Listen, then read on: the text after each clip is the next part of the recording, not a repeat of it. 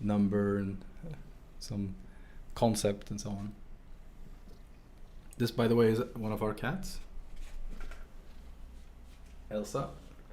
She's already been in 2 videos actually, but in the background. She's very cute. Nalim? Mm. Mm.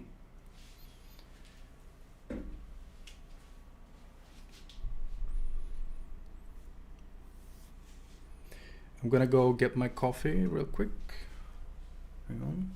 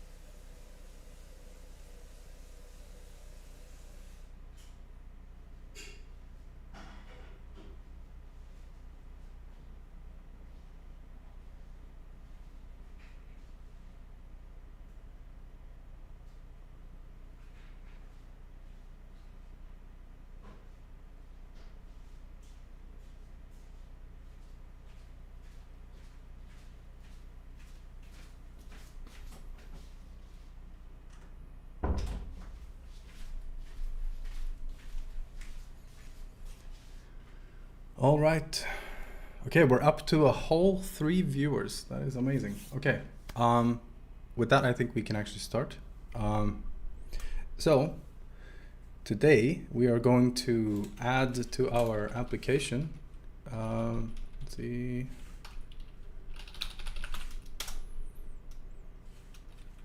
We're basically going to add something to our application on the right side. So last episode, of course, we added the ability to keep state over time and so on when we do hot reloads. So just to illustrate this, if I change, for example, the color here of this text down here, we should see that this changes to red, and it does so live, it keeps the state and so on. This is what we did last episode. And that's neat.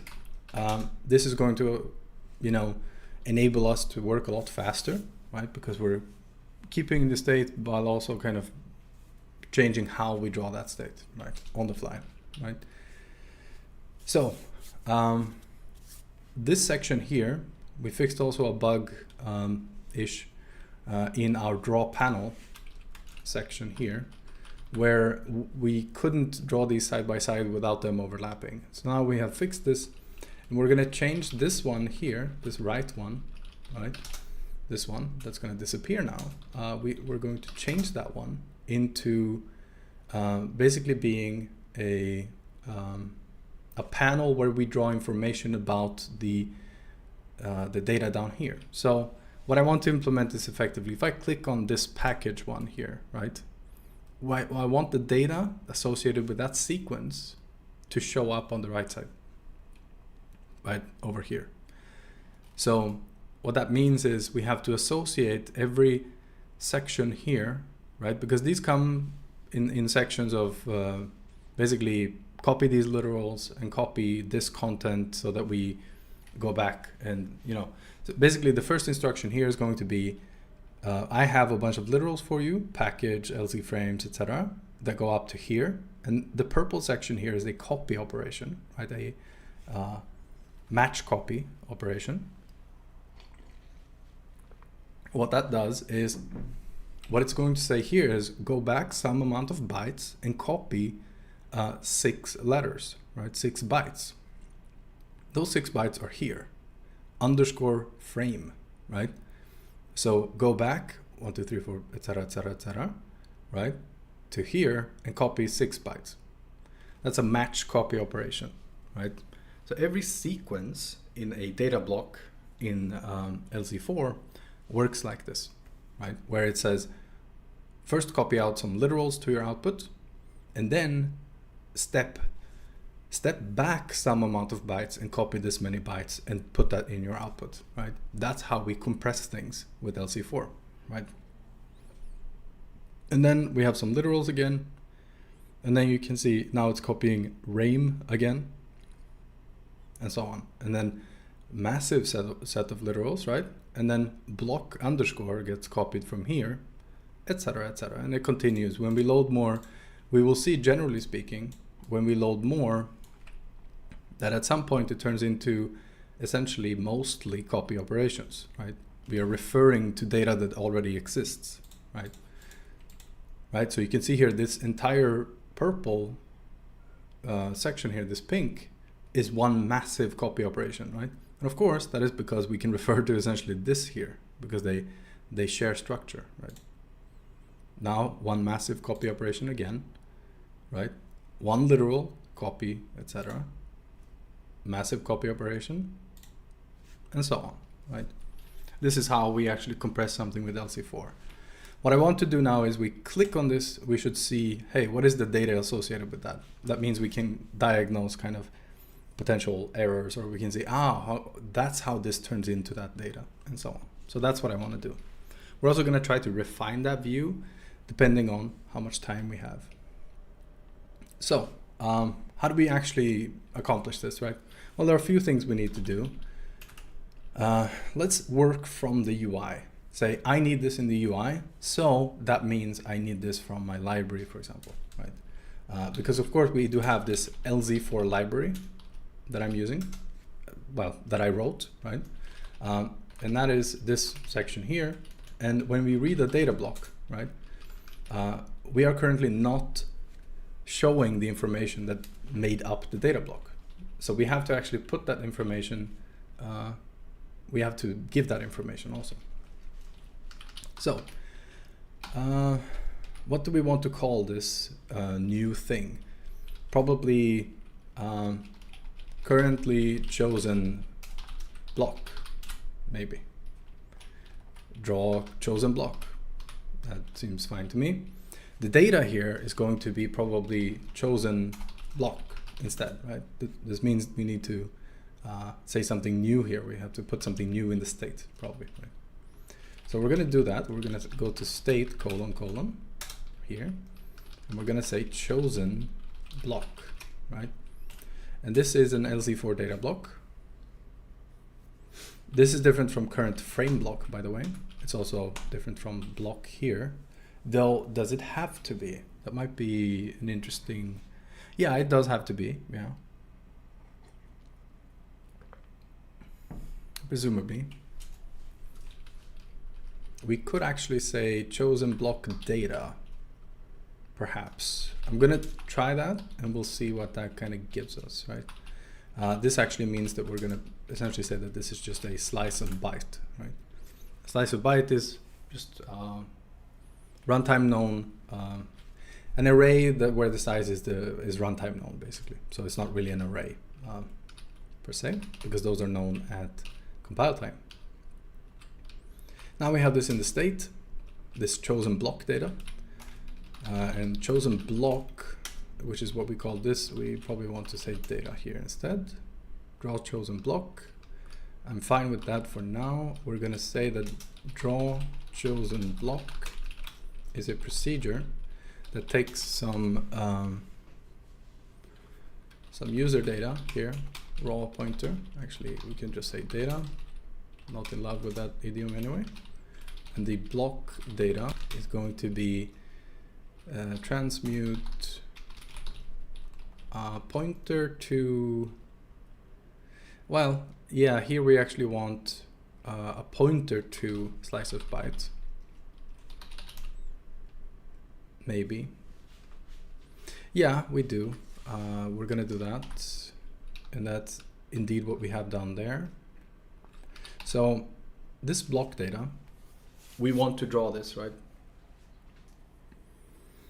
We're probably going to have to massage this data a little bit, but I'm gonna just draw something now for the time being.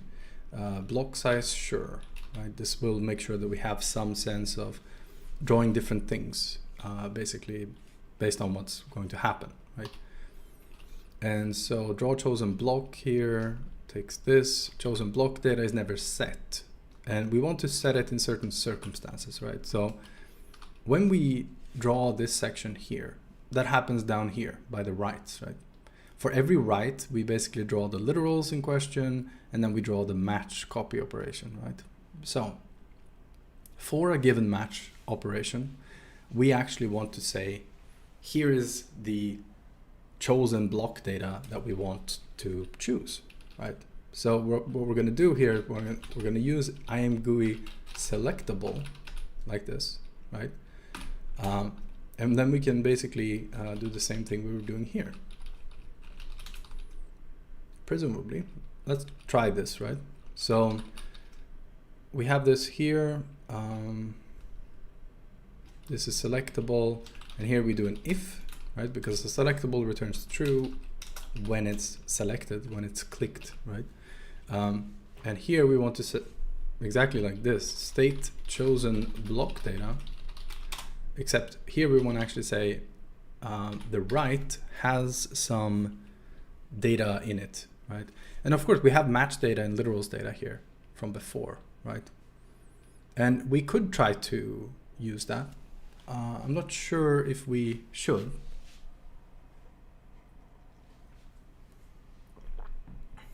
That is an interesting idea. Let's say that we use this one. And of course, are we ever writing this? That's a question here, right? Because this right here that we're using, you can see here, we're never actually using, we're never setting this data. So this will always be an empty slice anyway. But we could say here, literals data equals state.block.what. Yeah, here we actually want to say literals data like this. This means we have to modify our code in the LC4 section as well. And here we want this match data as well. And of course, it's telling us now this does not exist. I don't know what you're talking about. That's why we have to go into our LZ4 code, right? And actually say we have to also supply this, right? Because a block actually should contain these things, right? We can see now what a data block actually contains. Let's see here.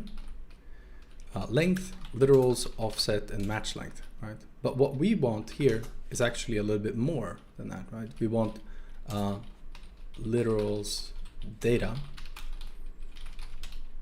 right? And the idea here is that the data that makes up the literals, right? That's the idea of this, right? Match data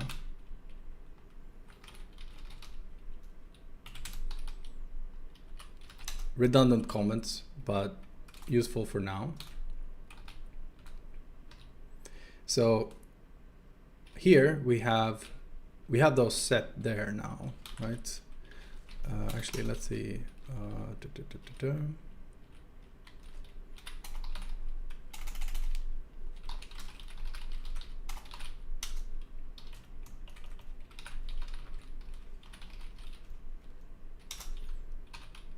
Let's find this here. Here we need to set this information, right? Because by default, this is going to be zero initialized, right? So it just it's just set to 0 and we will never know, right? But if we go here, block dot match data, literals data, we can set this, right?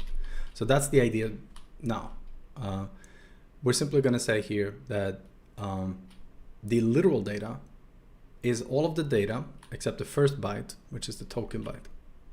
No, we can add the token byte here actually. So we're going to go from the beginning, right, to essentially what I is down here, right? Because here we've read all of the literals, right? And we're reading them from a slice.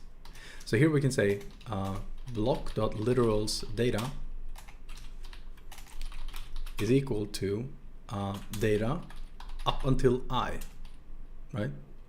That's what this colon is saying here. It's basically implying a 0 here, right? From the beginning to I.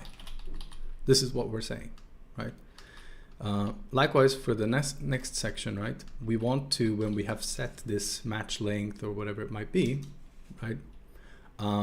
We want to say, set the match data here, right? And we have finished reading. Hang on. We have not finished reading anything, of course, here. Right, the match length actually kind of doesn't make sense. Or rather, the match data.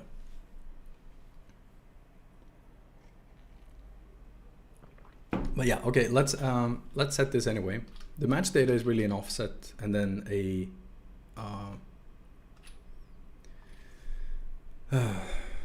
an offset plus basically an amount of bytes to read, right? So what we're going to do is we are going to say that before we read the offset, right? So basically here, we're gonna set start of match data, right? Is whatever I is here. And then essentially end of match data is here, right?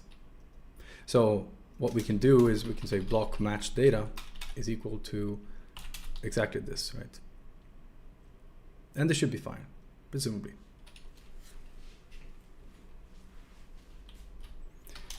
Let's save that and see what we end up with.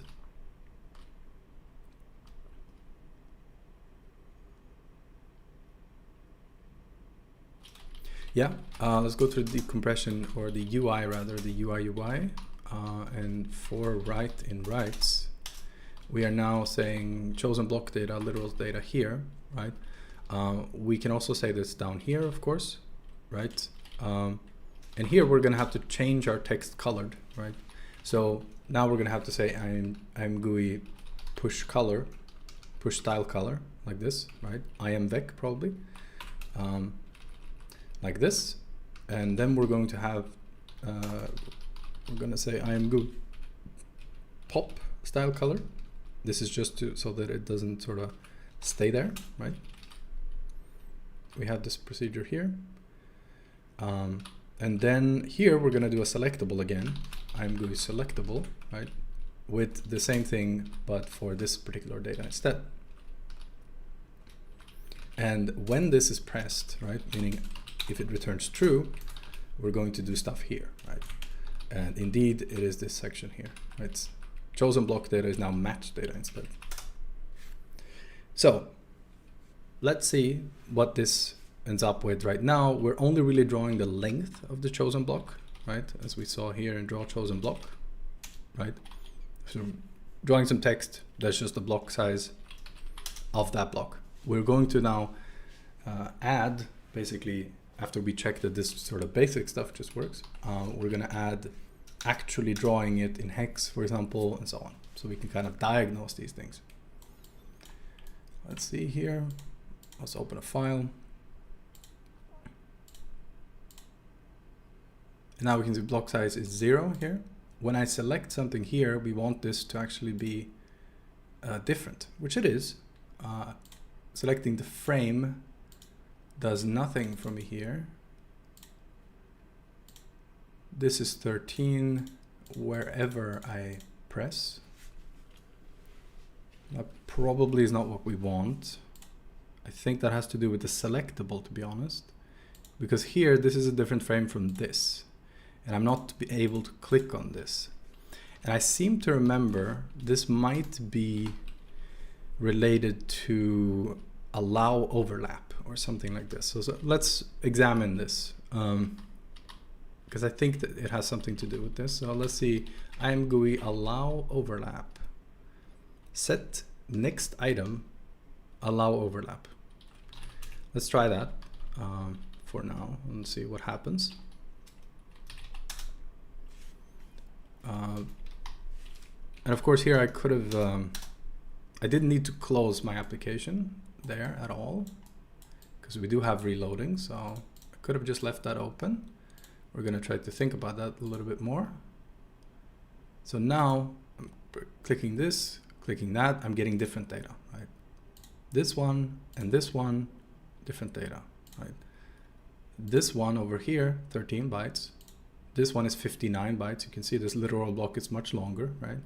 This one is 35, mid-range, and so on. So now selectables are working here. Unfortunately, the hover is a little bit iffy, right? Because it highlights everything to the right, no matter where you are. So I don't know that we're gonna fix this, to be honest, because I don't think we're not going to. It's not hyper relevant right now for what we're doing. But now we have these selectables, right? And this is kind of what I want to. What I want now is a hex view of the block that I have chosen, right? So for the literals, what hex values went into that, right? That's basically what we want to see, and so on. We're not going to close this now. We're going to keep that open because we can. Now we have to think about, okay, what do we do with this chosen block, right?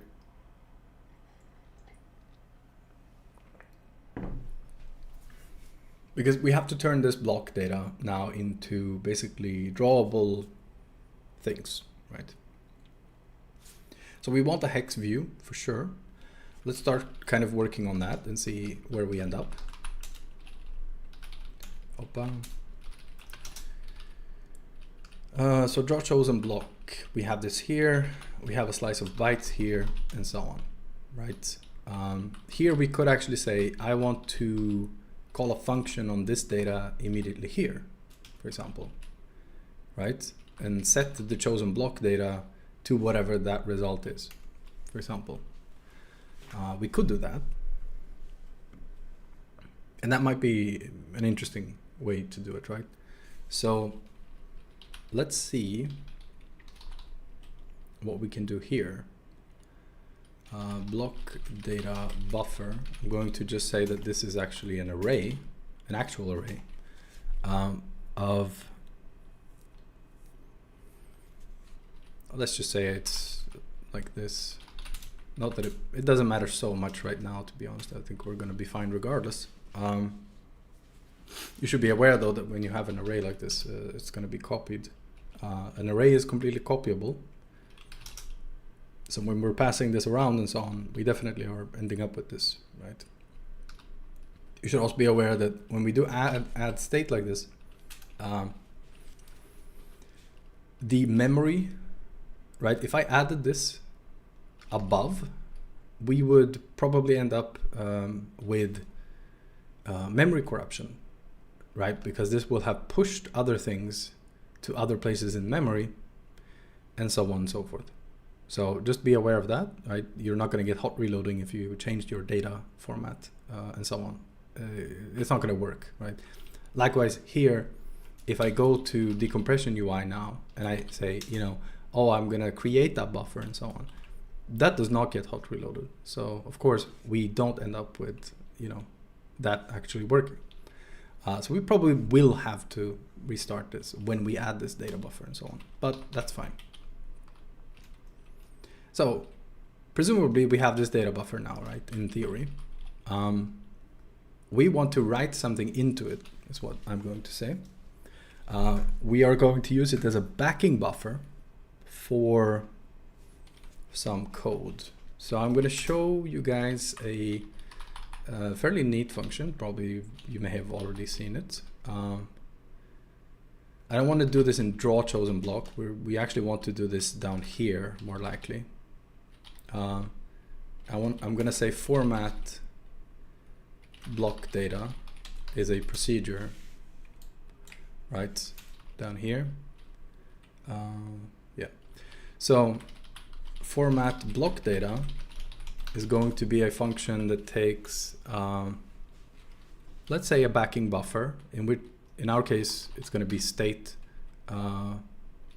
block data buffer, like this, a slice in fact, to this.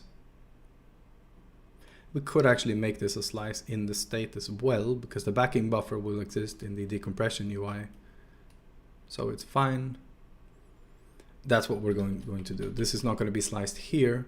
We're instead going to say block data buffer is actually a slice already, right? That way it's not going to actually be copied.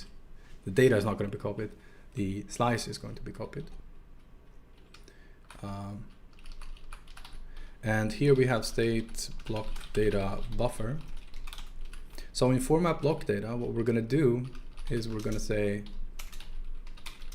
this is a procedure that takes a backing buffer. We can call this buffer here. And it takes a, let's say data, which is this. We are going to return, yeah, we have to return some bytes like this, right? And here we're going to use a function from font that is called bprintf. So let me show you guys here. Creates a formatted string using a supplied buffer as the backing array, right? So with this function, we are actually saying write into this, right? So this is effectively, in some ways, it's sprintf, right? But you are saying here, use this buffer in order to hold the contents, right? So with that, we can just say write into this buffer, right? Which we have here, some amount of things, some content here, right? Now, we have to keep in mind that we have an entire array of this stuff, right? So of course I could say, okay, write the entire array. Let's do that first, right? So let's just say I have an entire array, print this in hex, the entire thing, right, into buffer, right? And this, by the way, returns us a string. And that is kind of, we want to turn this into just some bytes in this particular case. Can I just cast this? I don't know if I've tried this in a while, actually.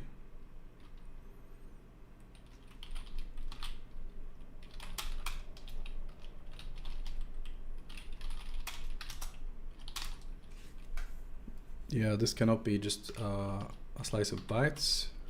We want to, well, we could just always do strings unsafe string to C string. No, that C string is not what we want either.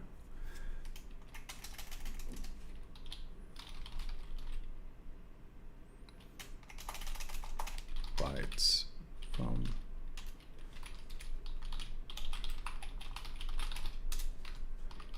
let's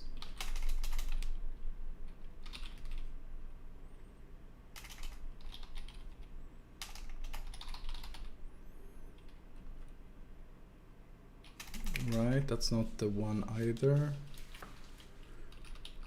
Strings.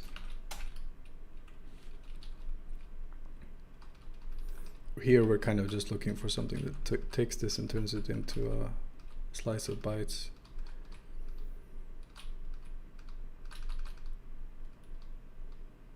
The thing is, you can very likely just do this with a cast or truncate or transmute or something, but I don't know that that's entirely completely safe either.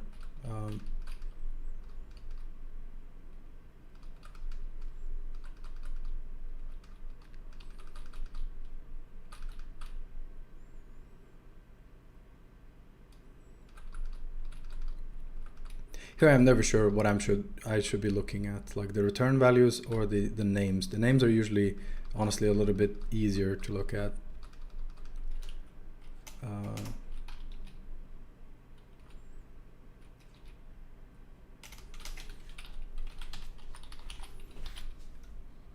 Actually, let's just say this, right? Output. This is our output. Here we're going to return buffer exactly like this. I don't know why I didn't think of this before. This may or may not be correct, but we'll see. So this is now format block data. This does not compile at the moment. Format block data and so on. None of this is set at the moment. The decompression UI needs to allocate this. State is this state block. Let's see, block data buffer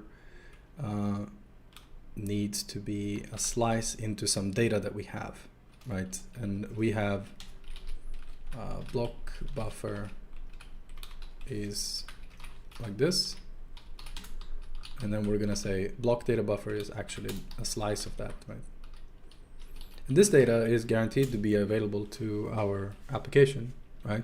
Because we're creating it here and we're drawing the application here. And in this entire for loop, this block buffer is guaranteed to exist. It's on the stack here and it will just continue existing, right?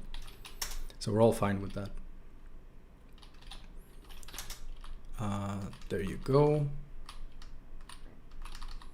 Now, if we restart this, we may or may not see that this actually works. And again, we have to restart here because that application is not hot reloaded, right? And also when we change data in general, the shape of data, this is not something that deals well with hot reloads. Right?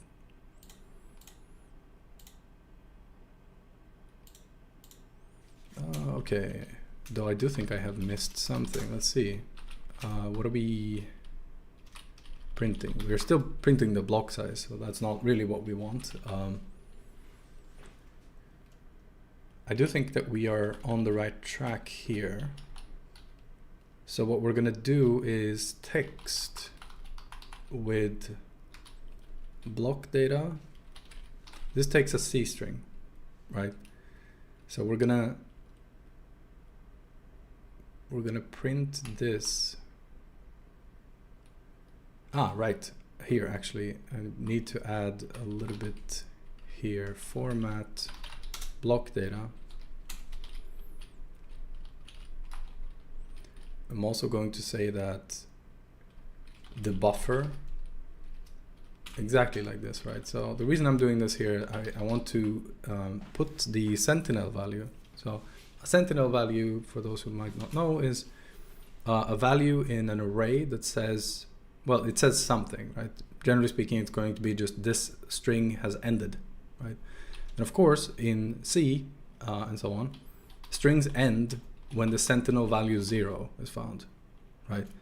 And IMGUI, of course, is just in that space of applications that still thinks like this, right? Where strings are based on that principle, right? In Odin, they're not, right? A string has a length. It's associated with that value, right? So a string actually has that information inside of its actual data, right? How long that string is, right? Likewise with slices and so on. And this removes a lot of problems, generally speaking, right? IMGUI is not one of those APIs. It's instead relies on sentinel values, right? So it expects a C string somewhere, so we're gonna have to 0 terminate that string, right? Let's try this here. Here we can actually transmute this into a pointer to a C string.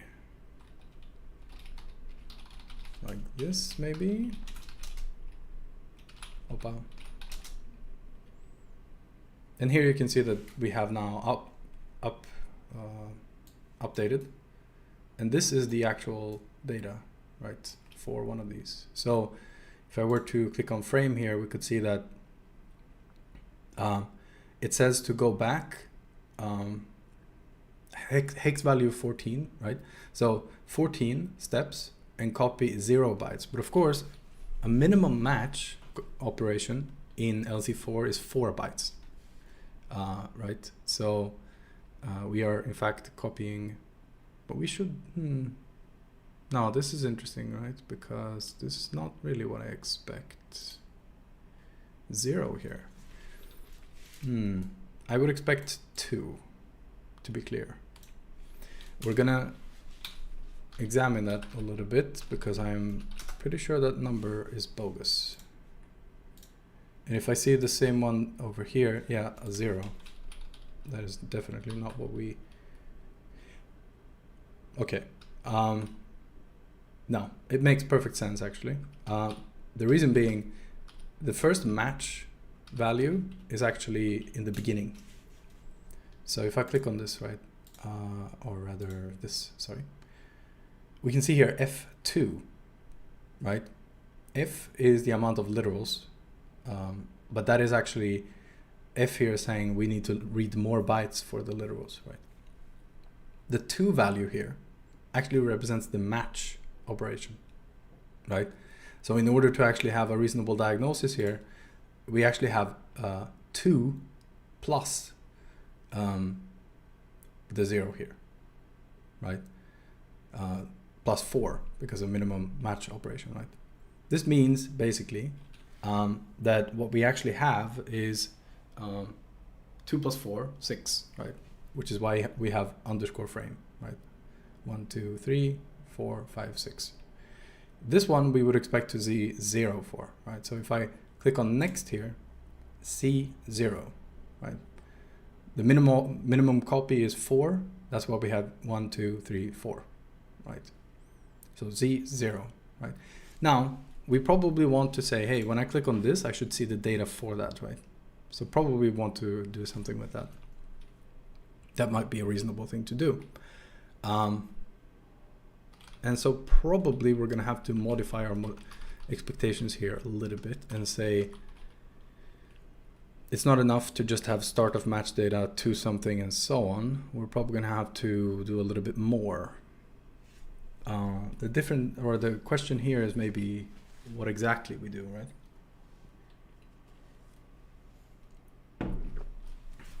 Because slicing into some already existing data is very cheap and very easy and so on. But adding data next to something might be a little bit different.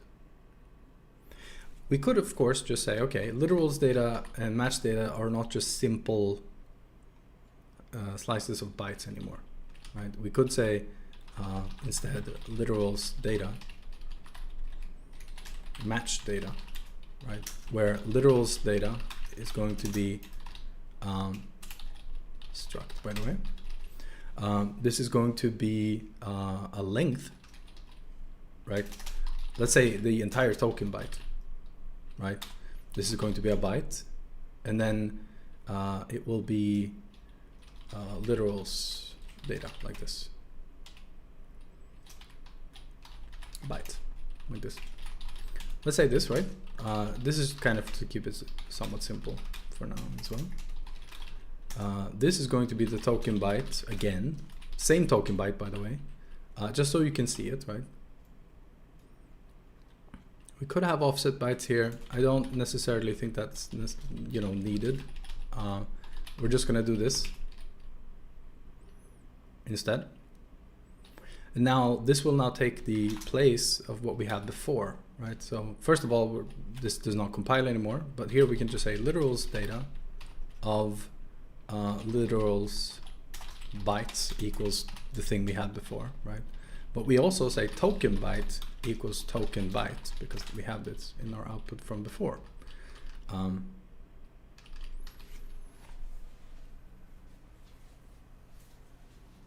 Let me just, yeah, this is fine.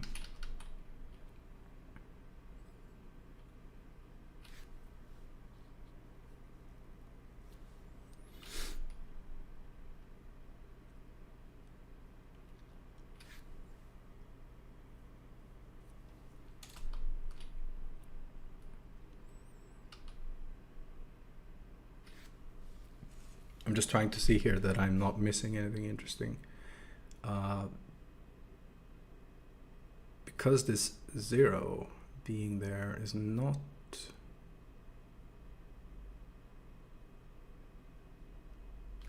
Yeah, I do think we need to look at that as being... Yeah, okay, let's say match data here is match data of match bytes, like this, right?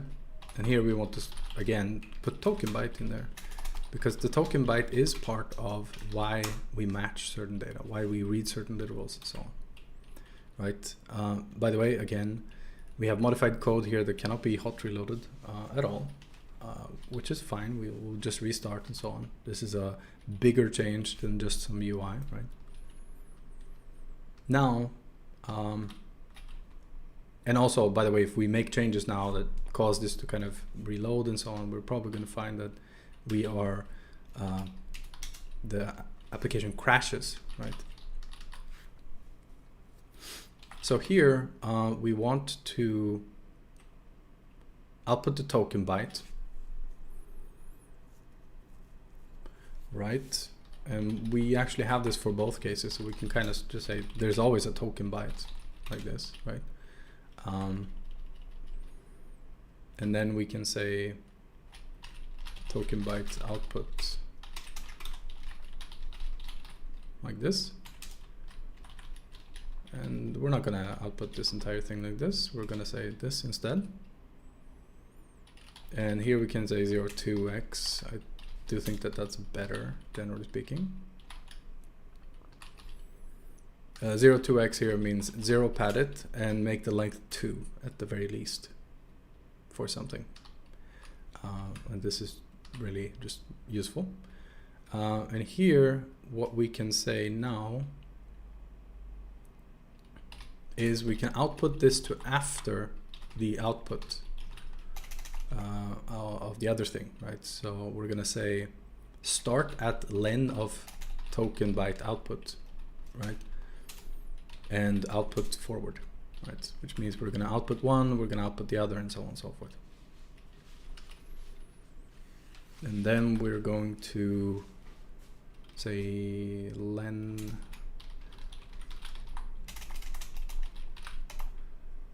token byte output plus len output.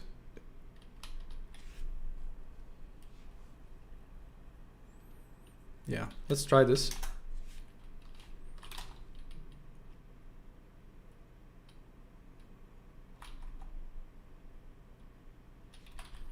Right, so this needs to probably be changed here as well. Literals data, like this. SE4.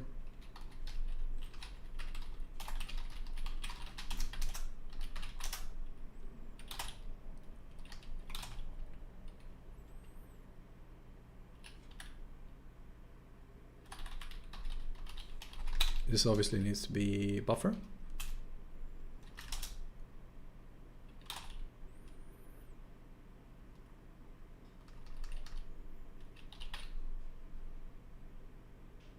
Right, so here we want the token byte, and then we actually want the literals bytes like this.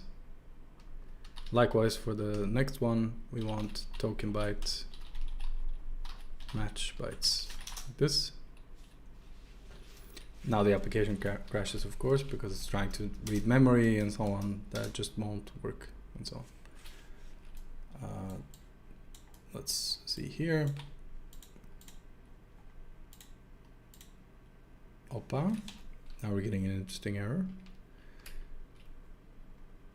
This is a seg fault, obviously. Now the question is why?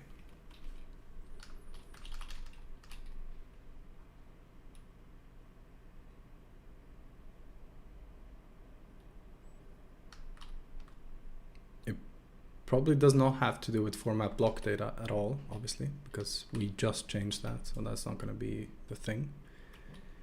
So it must be something else. We could just say, you know, I'm going to try to debug this now. That would probably be fine. And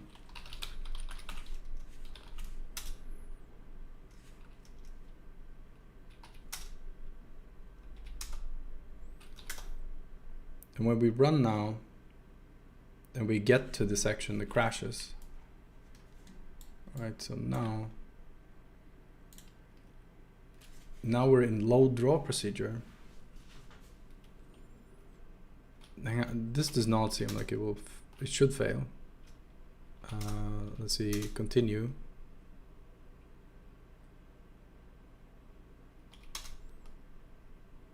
Oh, we have a breakpoint. Sorry. GDB. That's why we were I was wondering why we were in this code. It didn't really make a lot of sense. So we're going to run this now. We're going to get to our crash, hopefully. which has to do with when we load a file, right? Load this file. Now we crash, and we should now see that, hey, okay, backtrace, draw panel, draw chosen block, doesn't do anything from the beginning, right? Because draw chosen block uses this chosen block data, which from the beginning is just an empty slice. And this, of course, is trying to output this, and that's obviously not going to work at all, right? So instead, here we have state chosen block data. Chosen block data is this, and let's say that we have a safeguard for this that says if len block data is 0, just return do nothing. Let's try that, right?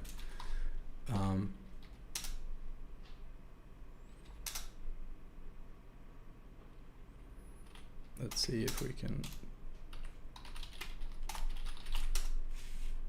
decompression UI.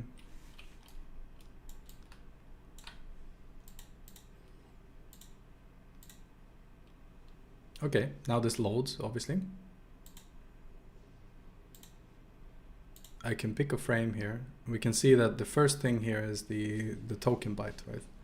So now we can actually see here that this is a 2, right?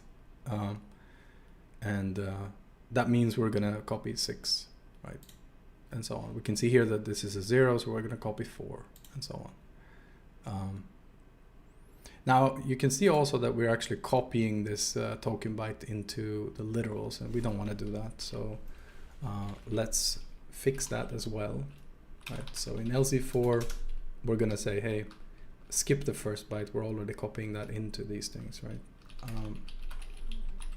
We're gonna say this instead. So now the literals are not gonna have this content copied. We should be able to verify this very fast. Let's see here, test data, plain, load more, this one. Now we can see F2 and then 12, etc., etc., etc., right? And of course, this is not the view we actually want at the end, right? We want, probably, especially for these literals, we want, first of all, it should be in rows. Second, it should be, we should have printable text as well. It explains kind of what some of these are, if they are printable, right? You can see here 5B, 50, 61, etc.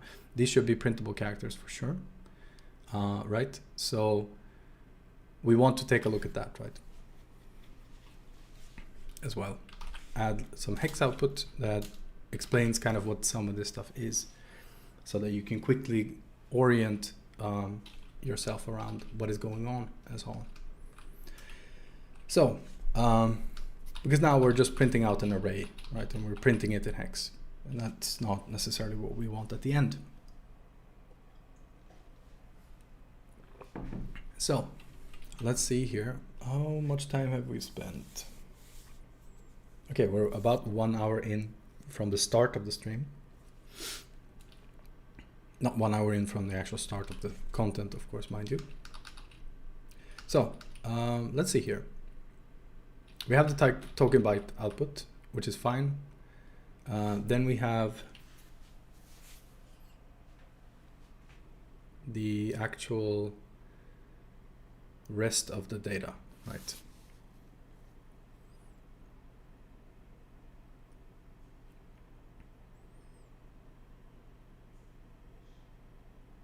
I want to split this into a series of 8, probably.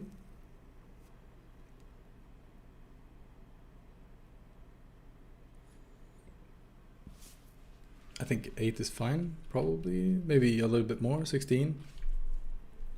Like the rows should be 16 bytes, 16 bytes, 16 bytes, and so on.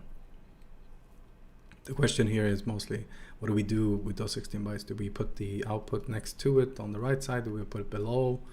And so on, like the actual printable output, right? But let's just solve this problem first, and then we'll move on to the next one, right?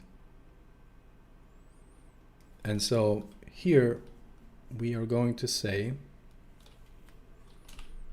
for I in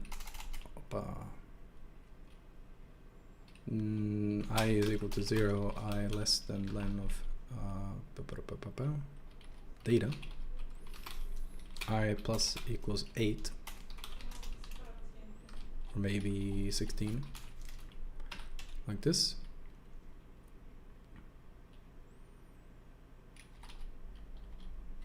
The slice in question is going to be data I, sure, min I plus 16, sure, not a bad idea. This min here is going to basically take the lowest of these, right? As is obviously, like, you know, the name min suggests, right? So we're gonna get either I plus 16 or len of the actual data, meaning if it was less than 16, right? So that's the slice we actually want to output right now, right? And here I kind of want to say for C in slice, like this. I want to output this piece by piece to our buffer. We will start somewhere.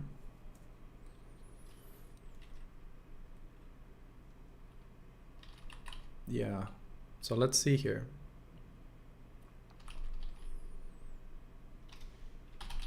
Len token byte output plus plus I times 3. This is our starting position, like this. Opa. And here we're gonna output the character in question, right, in hex, like this. 0 padded, at least a width of 2, right? And because we're doing I times 3, it's whatever position we're currently in right now, right? With this I here. Ooh, no, I is gonna increment by 16, of course, so we have to actually say J here.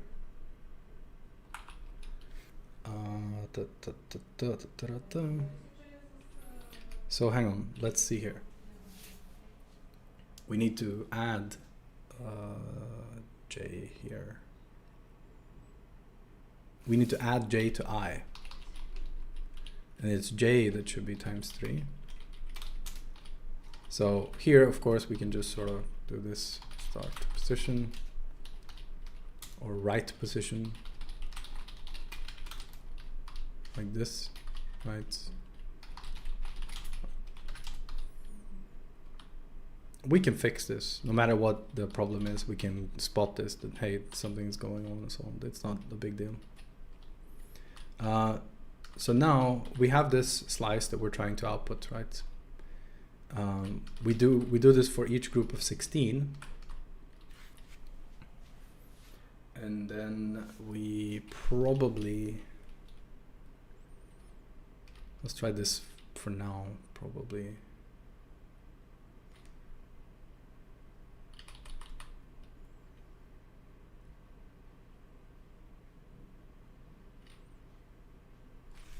I kind of want the right position actually to be outside of all of this.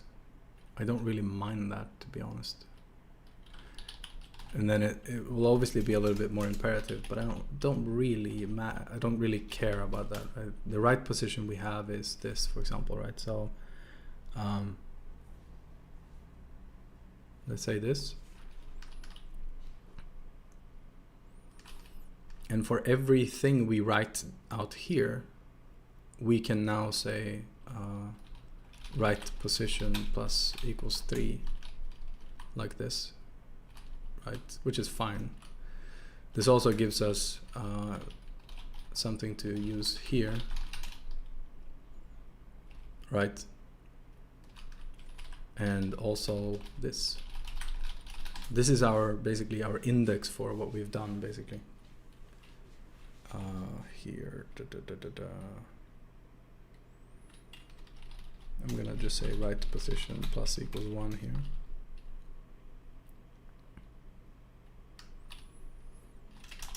Let's see here. Shadow's eye at line 84. What do I have though? Oh, right. I added this in the previous video. I didn't remember this at all. J is declared but not used. Okay. We don't really maybe need that one. That's fine. Let's see what we can do with this. Format block data is now basically saying token byte outputs as we did before, not a big deal. Then we're saying for the data in groups of 16, take out the slice that corresponds to the current, 16 characters basically, or less. For every byte in that, print to the buffer in our current write position the hex value of that byte, and increment, you just go forward, right? And then when we're done with that, write 0 to this slice, right? And return what we have, basically. So that's what we have. Let's see what that means in practice.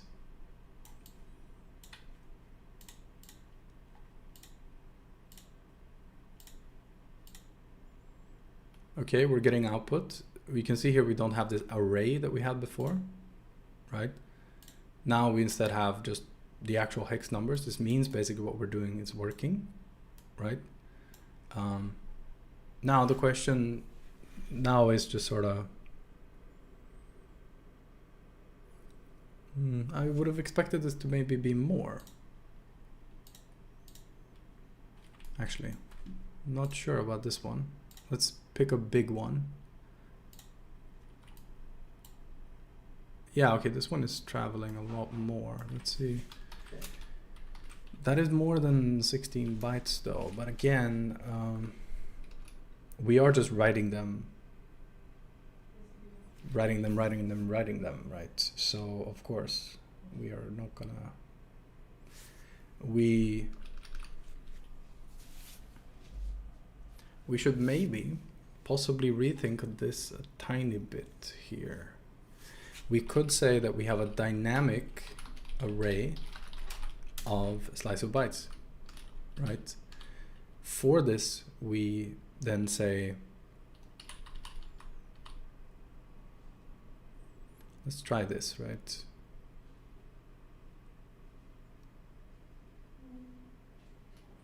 In this case, I actually want this to be out here, or in here rather, or no, in here. Yeah, we want to write the stuff, and then we actually say append to our return value this stuff. Output is equal to make dynamic array of bytes 0, 0. We can put this outside also, by the way, I should say. But here we could actually say append to output, right? The token, not the token byte output, the current slice.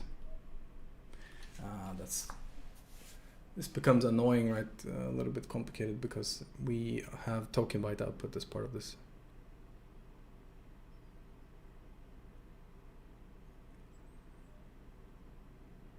Yeah, this is not nice. This is not necessarily what we want 100%. Token byte output here.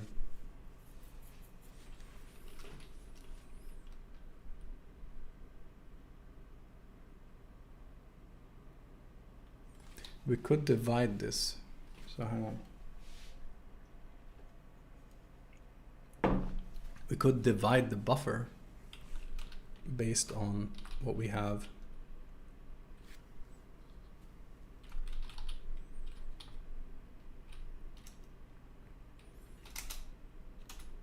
let's see.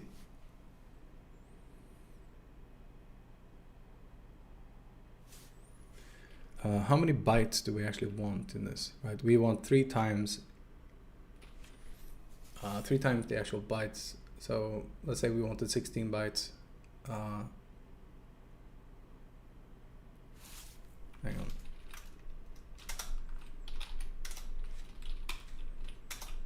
(48), of course. 48 plus probably spaces in between a lot of these. That's plus 15. 63. Let's say 64. We want the 0 bytes as well, maybe. No, not really.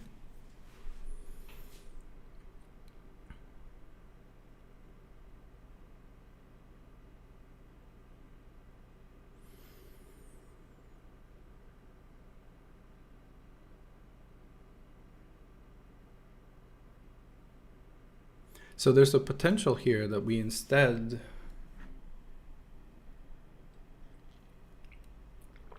we don't focus on formatting the block data like this, actually. We instead have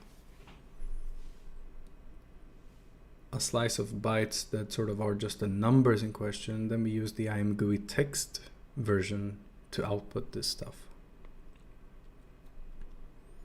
That would not be an unreasonable idea. Let's try that.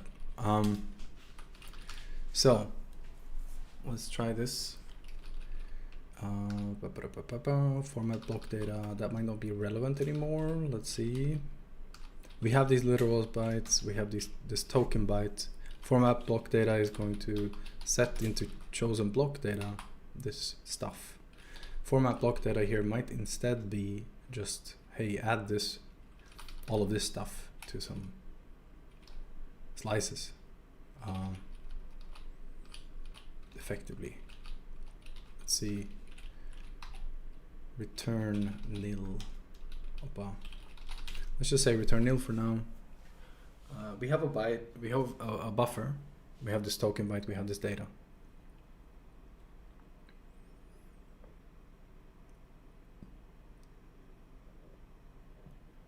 Now we have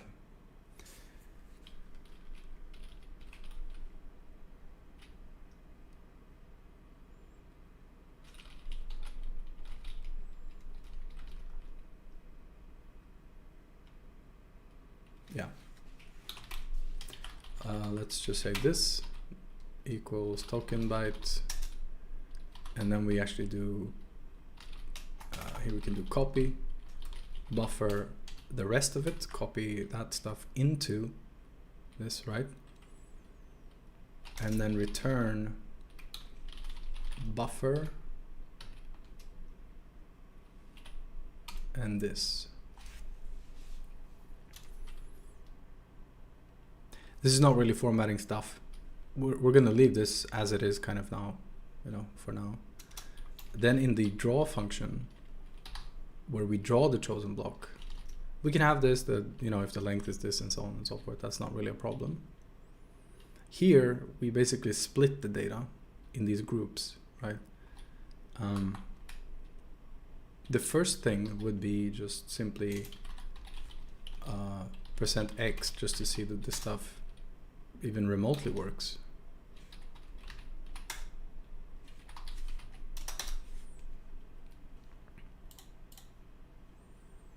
I suspect here actually it's not going to work because we do not have 0 termination.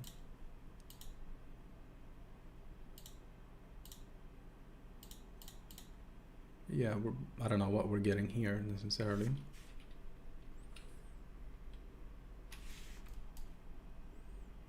See if we can fix this live here. Format block data.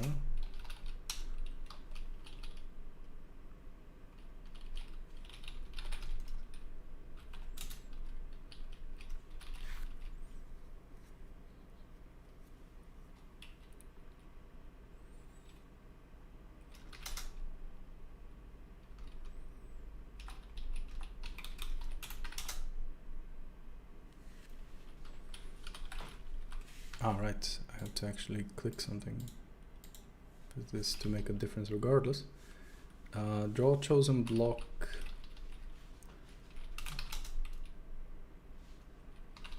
Does this work actually? No.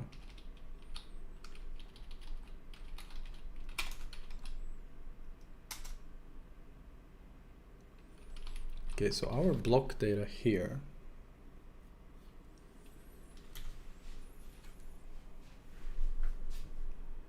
we are transmuting this as a C string. We are actually adding the 0 byte here now.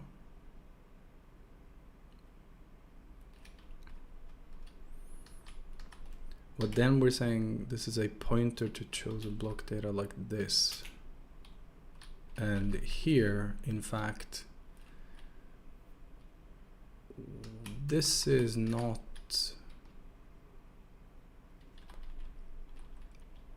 yeah, hang on, let's see here. Transmute C string. This is a pointer to a slice of byte. And here I actually kind of want to instead say this.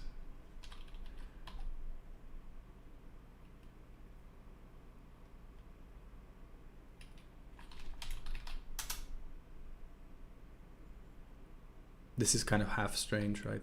But chosen block data, this is we have a pointer to a slice of bytes. Chosen block data is set here.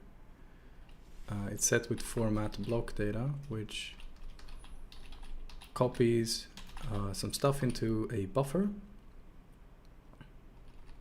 and then returns a slice into that buffer.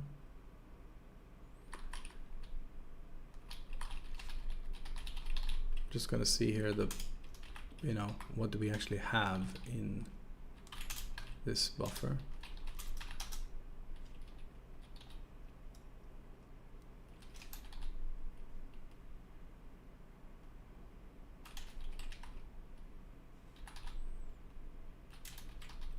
Oh yeah, format block data. I'm not calling it unless I'm clicking here, right?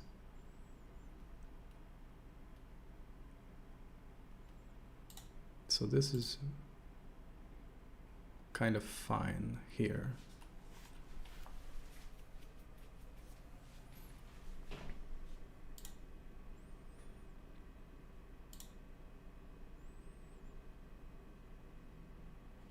We're not getting that output there though. So this is the buffer we are actually returning, right? Or the slice rather. It looks like this, unless I'm completely mistaken, but no. We have this buffer here, right? This is exactly what we're returning in format block data. And format block data is being called down here to set the chosen block data. Right, so here, the issue that we have is we are obviously not drawing that. You can see this here. Right? We're not drawing that at all. So clearly something is going on a little bit here, right? When we draw this, we basically say, first we read the block data and we say, this was a pointer to a slice of bytes, right? And then we said, transmute this slice of bytes as this, right?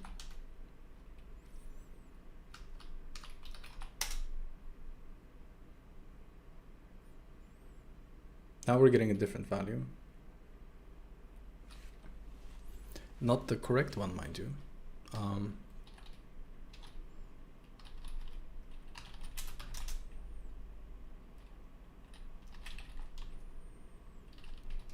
I'm curious here.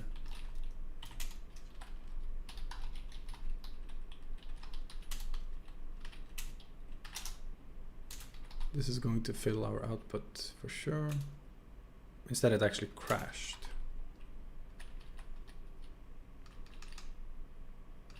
Okay, I suspect here I'm doing something crazy. So this is a pointer to chosen block data, which is here. Chosen block data is set here. It's set to a slice of bytes. That's all fine. This slice of bytes comes from here. This buffer is statically allocated from our decompression UI program, like the top level, right? Opa, this is not what I wanted. Task decompression UI.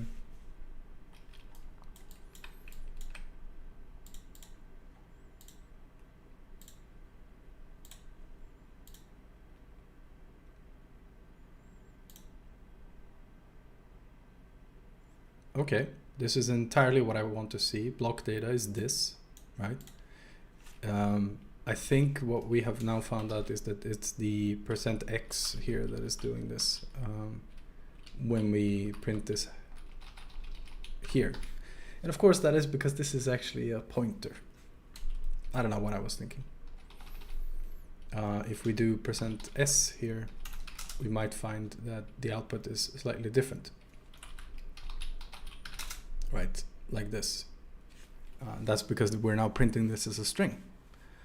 But of course, this doesn't actually 100% work as a string, right?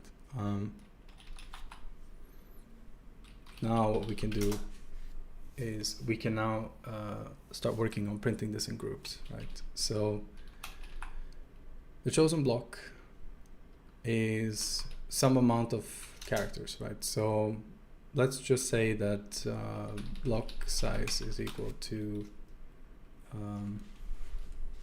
16.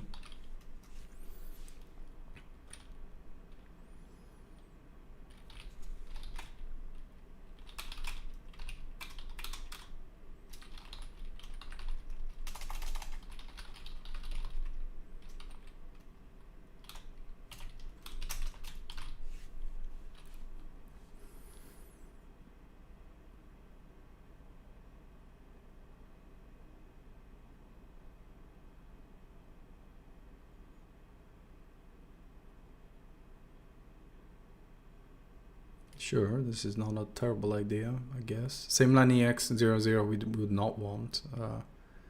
We want to have space in between them. But we can actually say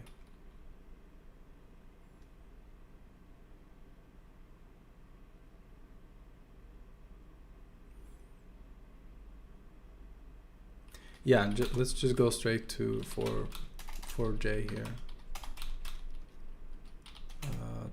Hang on.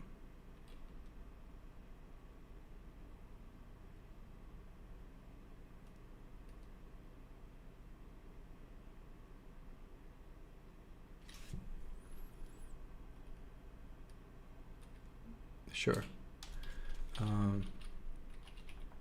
Plus plus does not work. Plus equals 1 is what we want.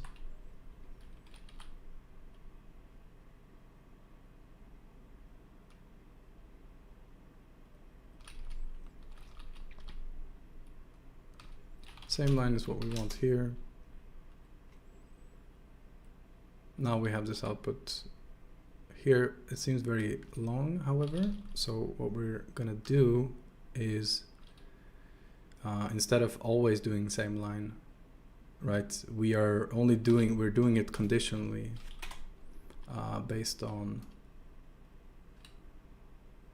like this, right?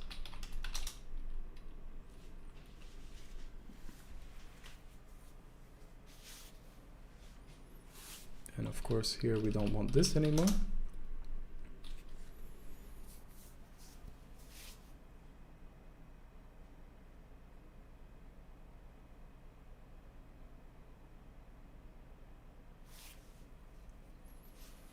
How does this look when I click one of these? Sure.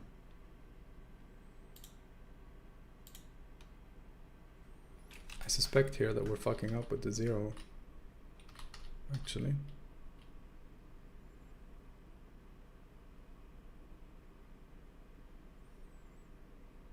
yeah, we can definitely not do that.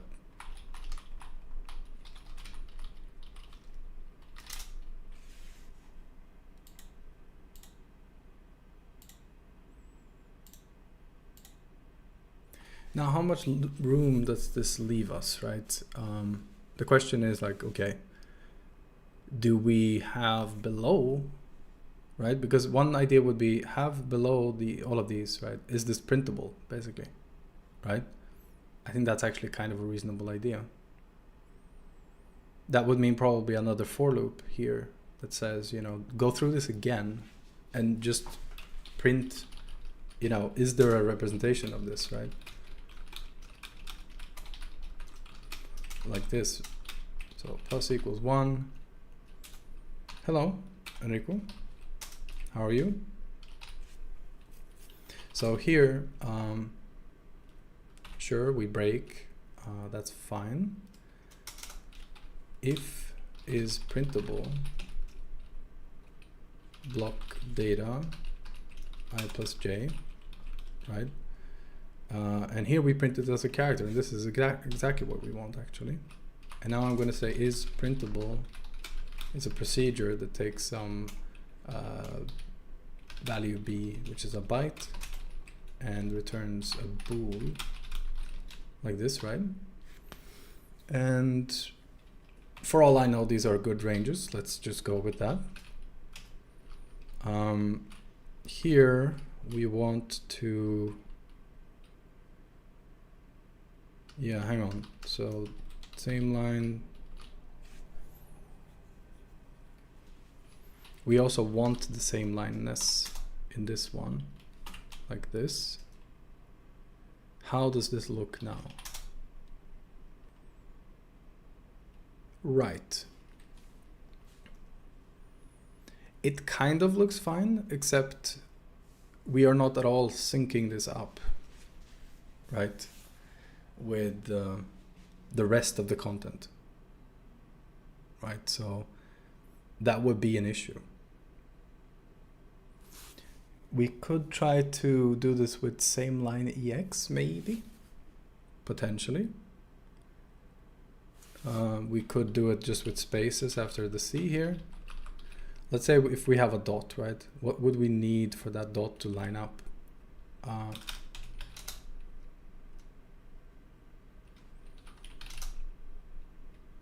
Like this. For a character, we would also want this, presumably. And now we have lined it up, right? Now we can actually see what data actually kind of looks like. Except there's a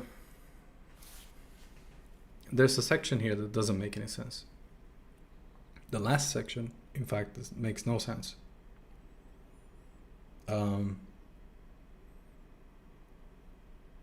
Why? Plus and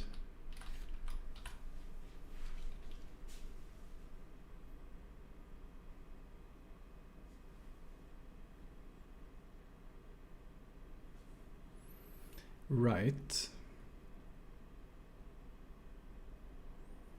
It's because, of course, we're adding block size here, and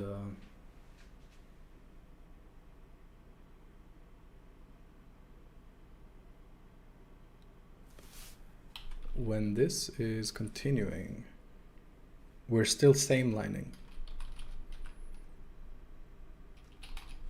So we want to instead say, or, right, I is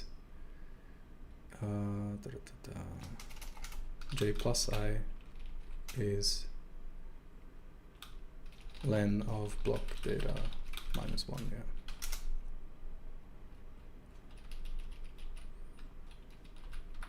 Is it this? No. Hang on.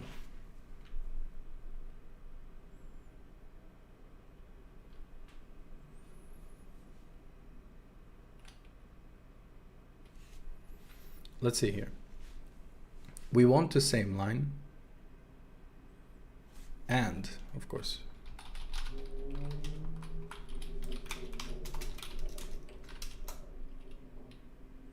there you go.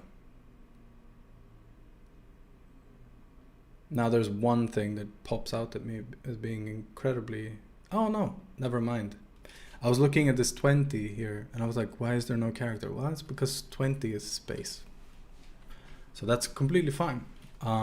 This is exactly what we want actually. Now let's actually kind of work here a little bit on the output, right? Because I do think that these should be colored differently. I do think that they are kind of different in that sense. So what we actually want is for maybe printable characters to be highlighted, first of all, right? So let's just do text colored here, like this, right? And this takes a vector here with the color, and we can say 0.5, 0.5, 0.5, for example, or something else. Let's say that this should be a little bit more red, right?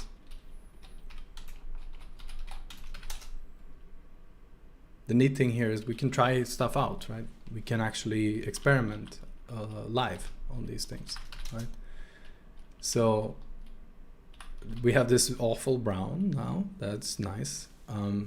Printable characters can be kind of muted a little bit, right? Because we don't really care that much, right? So text colored here could be basically 0.2, 0.2, 0.2, 1. That's a little bit much.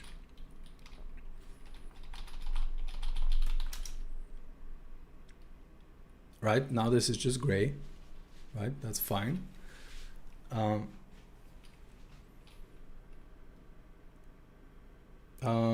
Beautiful C64 red. C64 is in the Commodore 64. Yeah, if you can give me the values, we can absolutely 100% do this. I am all for it.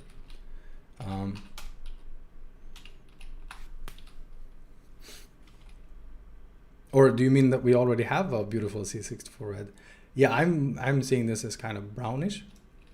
It is, there is a certain charm to it though. But we can basically do whatever values we want here, right? We can live update this, which is kind of neat, right? So we can try all kinds of stuff. I'm very partial to, you know, pink and purple and stuff like this, neon colors. I like this in a UI. That's not normal, of course, but you know. Yeah, let's go with this, honestly, right? Now we can kind of see that, oh, this is a printable character. We can see that this stuff is, you know, as it is, right? Here we can see we have no printable characters, which is fine. Here we can see, okay, when I click on next, we actually see that this is the data that is associated with this and so on. I think it's shaping up to actually be pretty useful, this stuff, right? Here we actually have a printable character, but it doesn't make any sense, right? So this, you know, 24 here is a printable character, but it doesn't, you know. But this is the nature of a hex viewer at the same time, right? And I feel like now we have kind of ended up in a space where I actually feel very comfortable. I would actually kind of use this now to debug LC4 files even, right?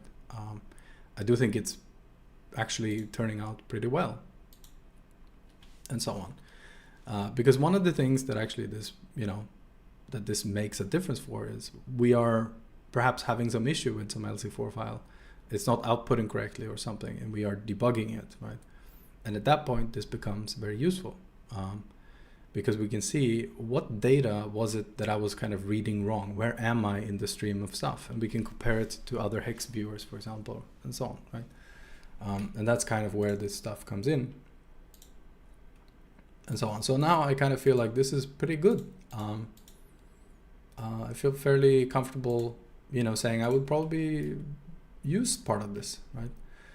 The output here is maybe a slightly different story. I do think that this is in some ways not conducive here to actual usage, right? Because we can see the width of the file.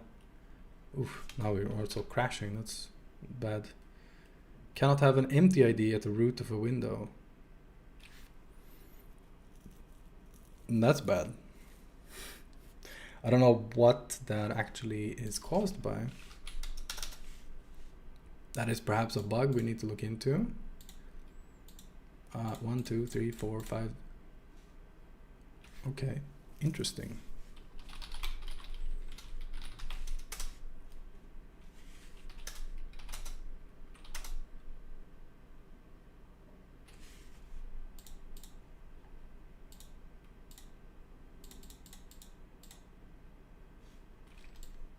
let's see here if we can find out what's going on. Backtrace.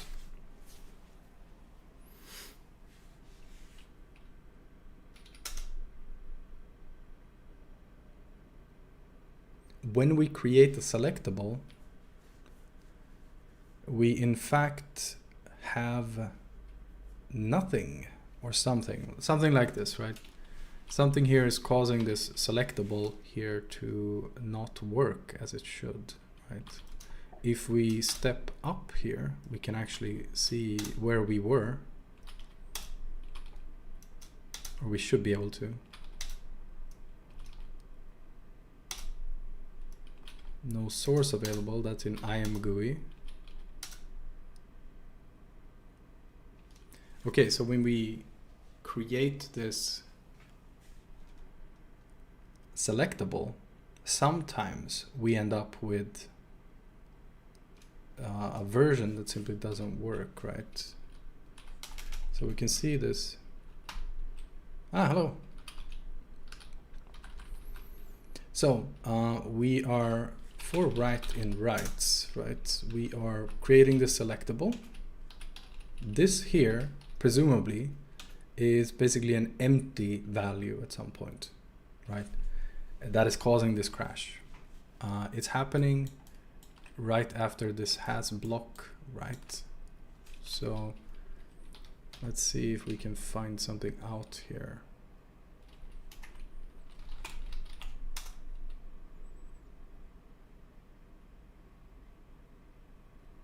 The right in question, right, is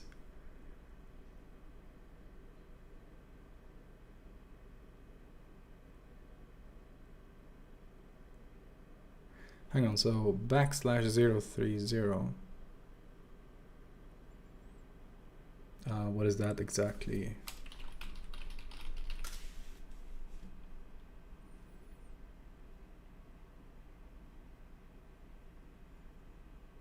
The 030, hang on.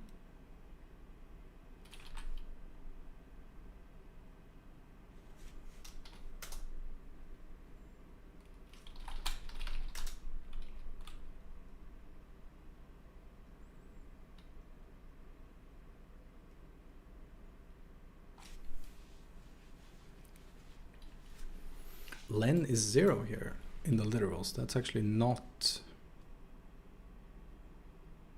Oh.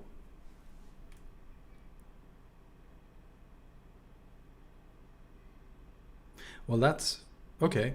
That I think maybe makes sense. Maybe here. If. Yeah. This selectable does not handle, like, this is now producing an empty line, presumably, right? And that doesn't kind of work out. So what we want here, if say len line like this, right? Presumably, this should now work. Let's see. We'll, you know, let's debug again. And let's do this. And now run 5 clicks. And there you go.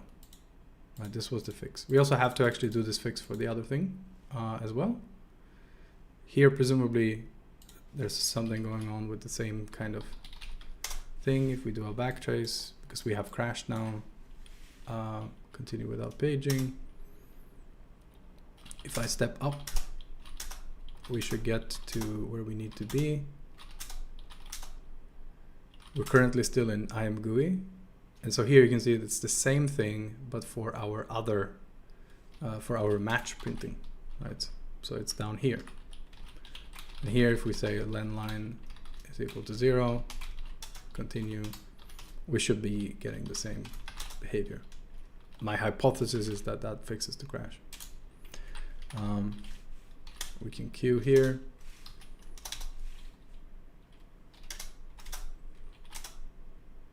Run, and there you go. Oppa, wrong file. Test data. Load.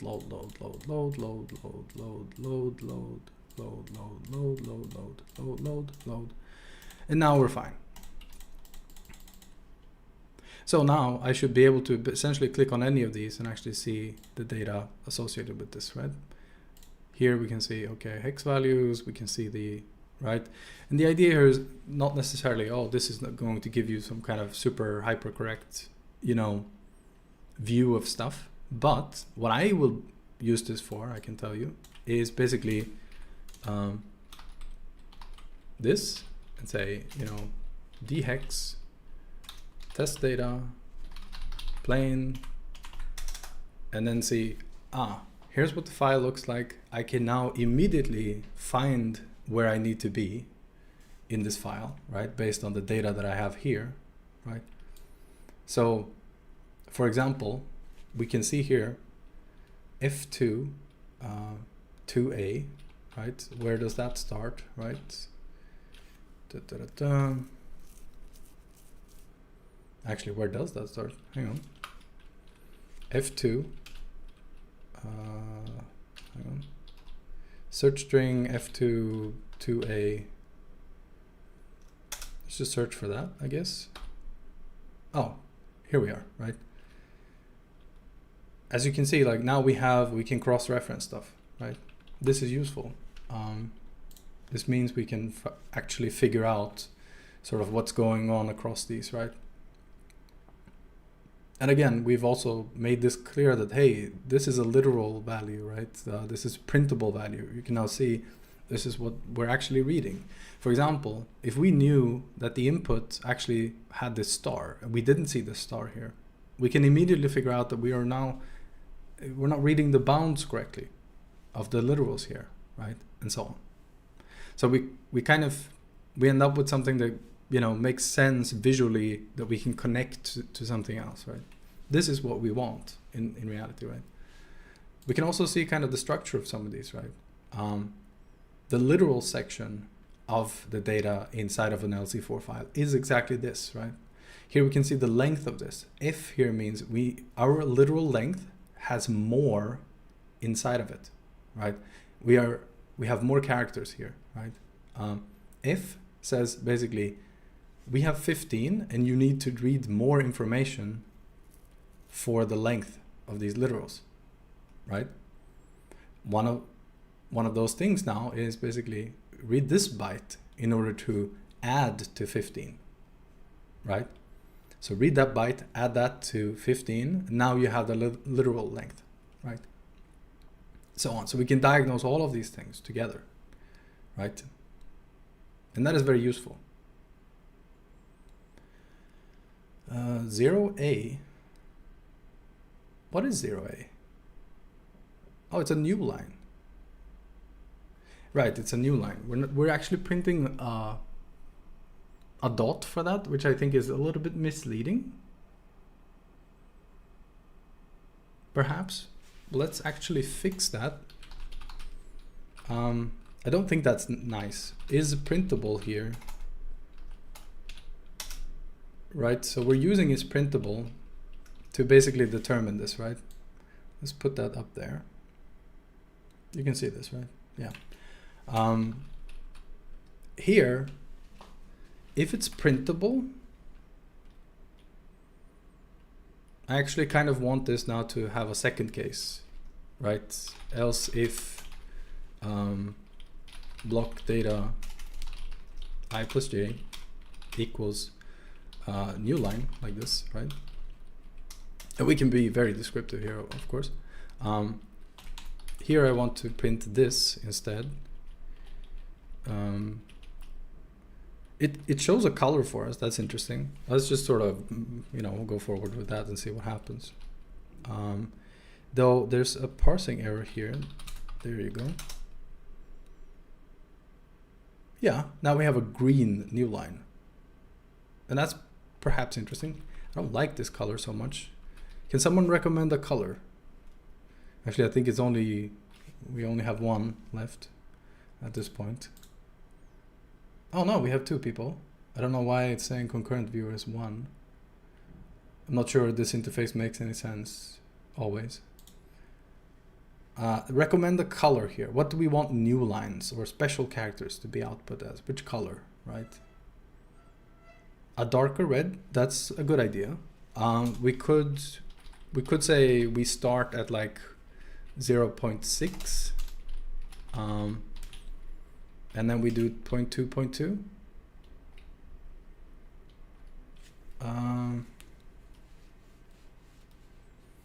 Cyan is also interesting. I do like, you know, in your face kind of colors. This is a slightly darker red. That one kind of, I don't know. It gels too much with the rest, actually.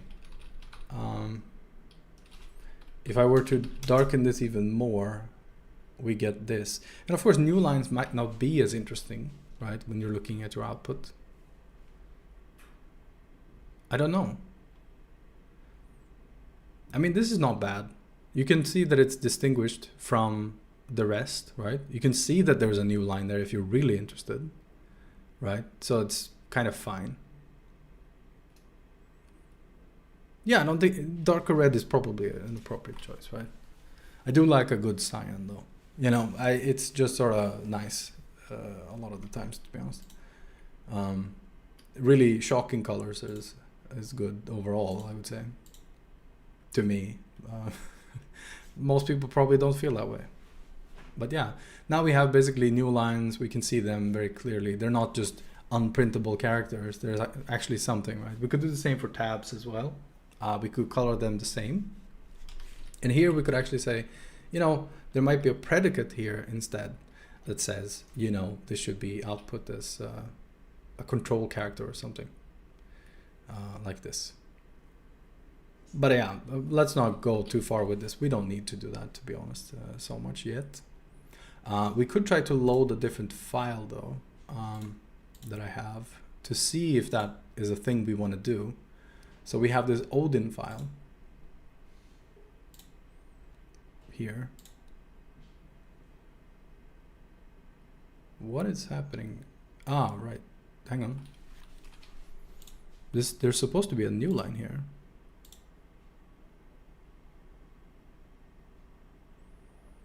What is happening there?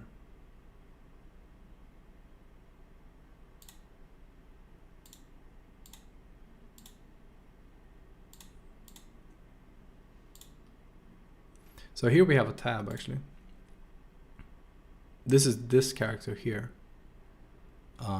So there's a new line and then a tab, right?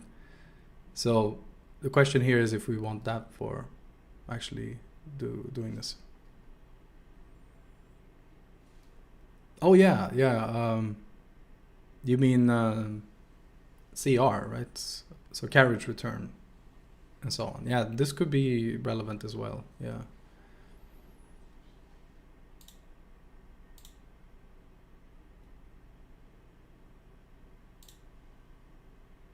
There's actually a bunch of spaces here. If we load more, we'll see that this is actually stuff. There's stuff here, right? But I'm wondering here why this happened. This is not supposed to happen, right? We are supposed to get a new line here, and this is supposed to be here. It does not make a lot of sense for this to be like this. And this is a bug in the code that we have in the decompression UI here. It's not a bug in the LC4 library. I'm gonna leave this for now because we should probably finish up fairly soonish. But yeah, in any case, the interactive component of this that I wanted for this episode was this particular thing here, right? With I pick a file, I say, hey, I want to see what's in this actual sequence, right? Because LC4 files are structured in sequences, right? And a sequence contains some literals. These are the white values. And then the cyan value is a copy operation, right? And here are the bytes associated with that, right? They basically say, copy 6 characters, go back 14 bytes and copy 6 characters. So 14, if we go 14 back here, we actually get to this underscore here, right? And then we copy 6 characters and that's underscore frame. right? That's why we're seeing that. That's a sequence, right? We load another sequence and we get underscore next, new line 0f, and then we go back. We go back, 24.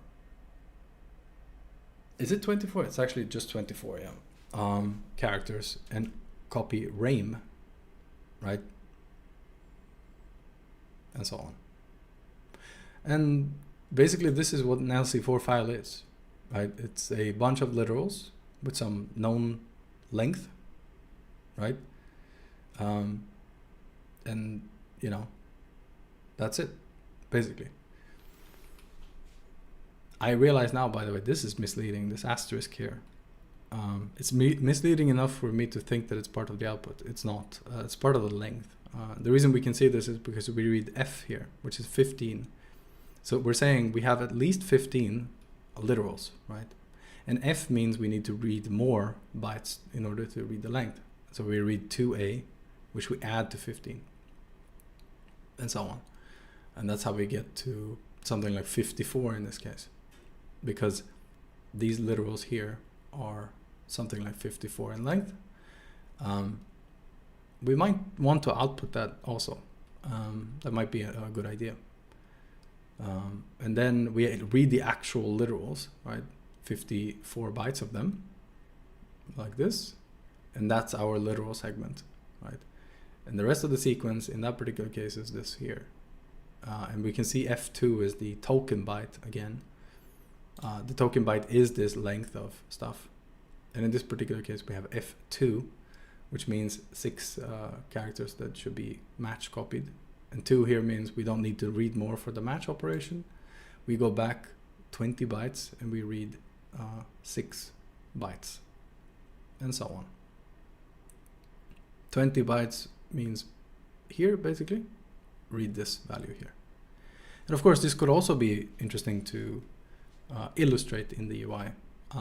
We're not going to do that now, but this would be probably interesting to output. A little bit tricky, perhaps, but you know, we could potentially draw an arrow, which I'll be honest, I have no idea how we would do in IMGUI like this.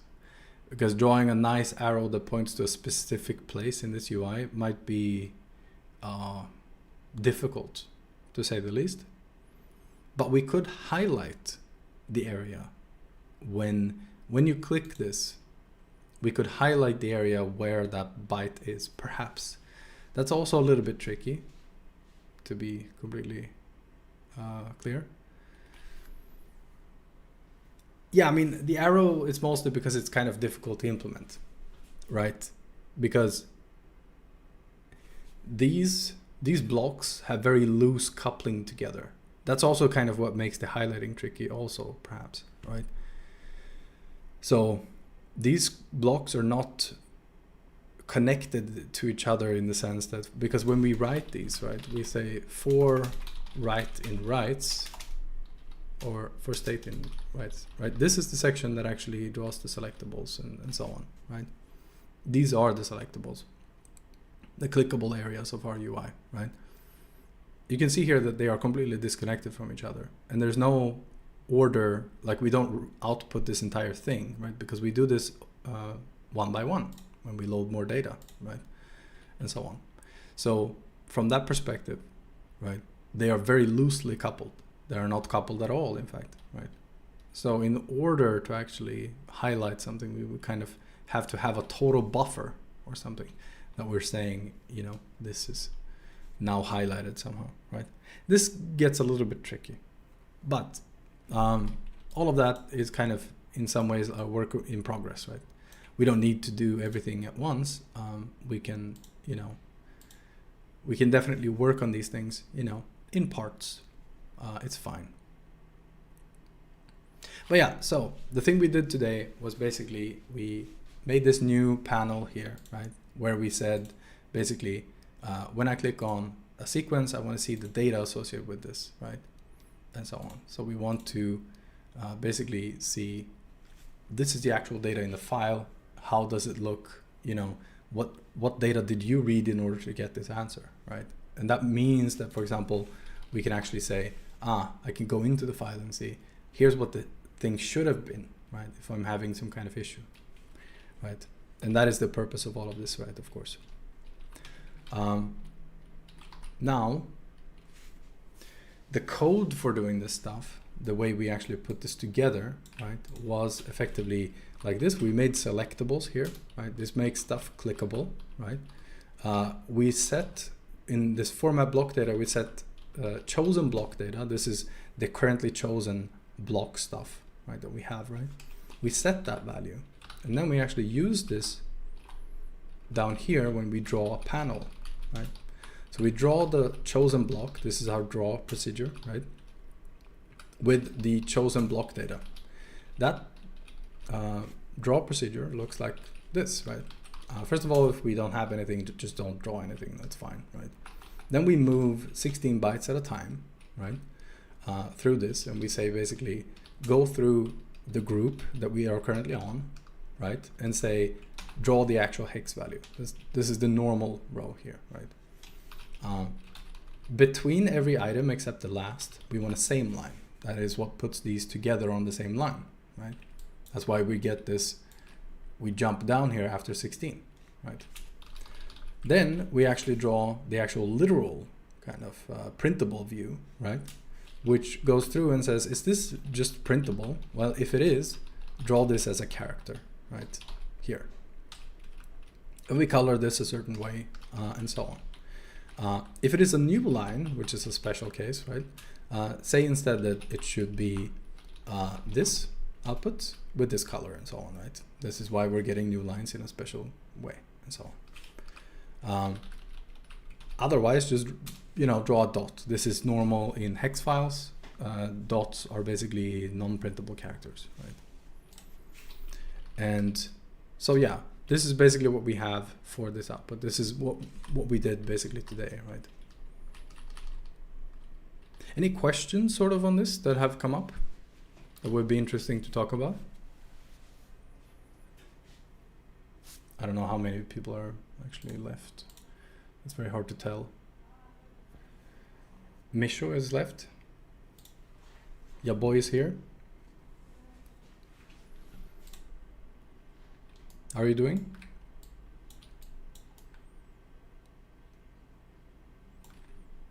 No, no questions?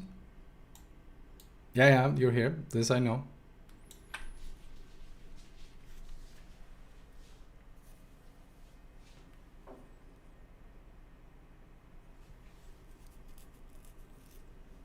Yeah, I mean, there might not be anything that sort of comes up, right? I mean, at the core of it, right, LC4 is a compression format, right? This is a tool for just looking at LC4 files. The meaning of the purpose of this is basically to teach people about LC4 files at the end of the day.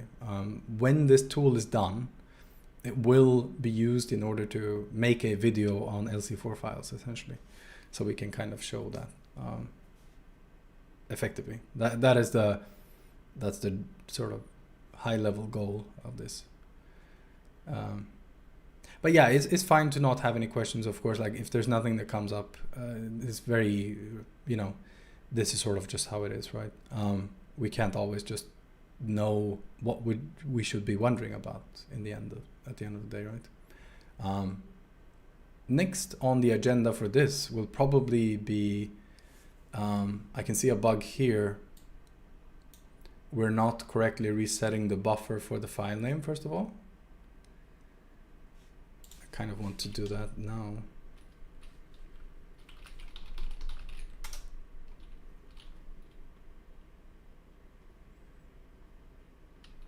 Selectable, sure, file picker initialize.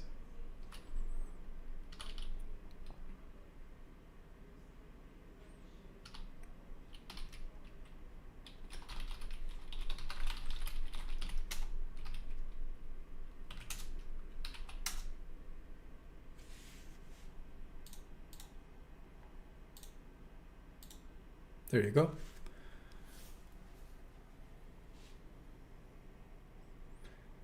this is indeed low-hanging fruit. Yeah, yeah, the stream is not, it's not supposed to be like, oh, everyone should have questions. The truth is, of course, you can't just sort of magic questions into thin air, right? Or from thin air. A lot of this stuff is going to be, oh, I'm going to do this, and then I will learn what this actually is about, right?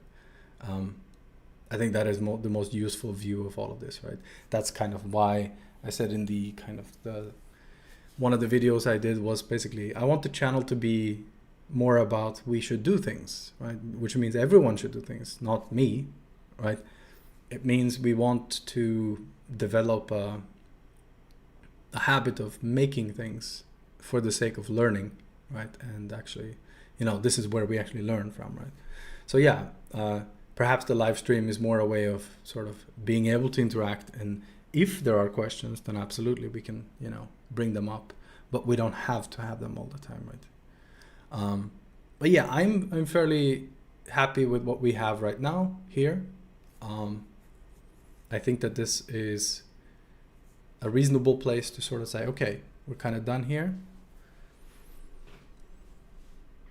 And yeah, I think the stream can be whatever it needs to be, right? If it's more like, you know, I'm working on something, people are kind of having that in the background, I'm fine with this, to be honest. I do hope that people maybe are able to rewatch the stuff and learn from it afterwards, right? The idea behind this sort of Odin in Practice series in general is this idea that we can pick up things that I don't know that I'm even teaching, right? You know, using certain functions that exist, for example, in the standard library. So for example, today we used bprintf. We don't have that now anymore, but we used bprintf, which takes a backing buffer to print in 2, right? So if we take a look at this very briefly, let's see here. So bprintf creates a formatted string using a supplied buffer, right? So what we would do in this case is we would say print into this buffer here, right? This is a slice of bytes. For example, this, right? Loading file, etc., etc. So you can view this as a printf that says you supply your own bytes, right? These can come from anywhere. In some ways, it's kind of like providing an allocator, except we already have the bytes, you know, in hand, right? So we could say the actual string is equal to this, right? Because what we get out of this is a string, right? So stuff like this doesn't necessarily always, like, you're not going to make a video on it, but it does show up, right? And so I think the Odin in Practice videos can be very much about those kinds of things as well. Where these things just sort of show up, and it's nice to learn and nice to see, because then you kind of, it opens up for like, oh, hang on, I didn't know that this existed, for example, right? So yeah, I think that's it for now. And yeah, I think we can basically end here. It's been about 2 hours. So I feel happy with this. We actually did some real stuff. We added an actual feature to this, and I think it went well. And this bothers me, by the way. Uppercase E, always.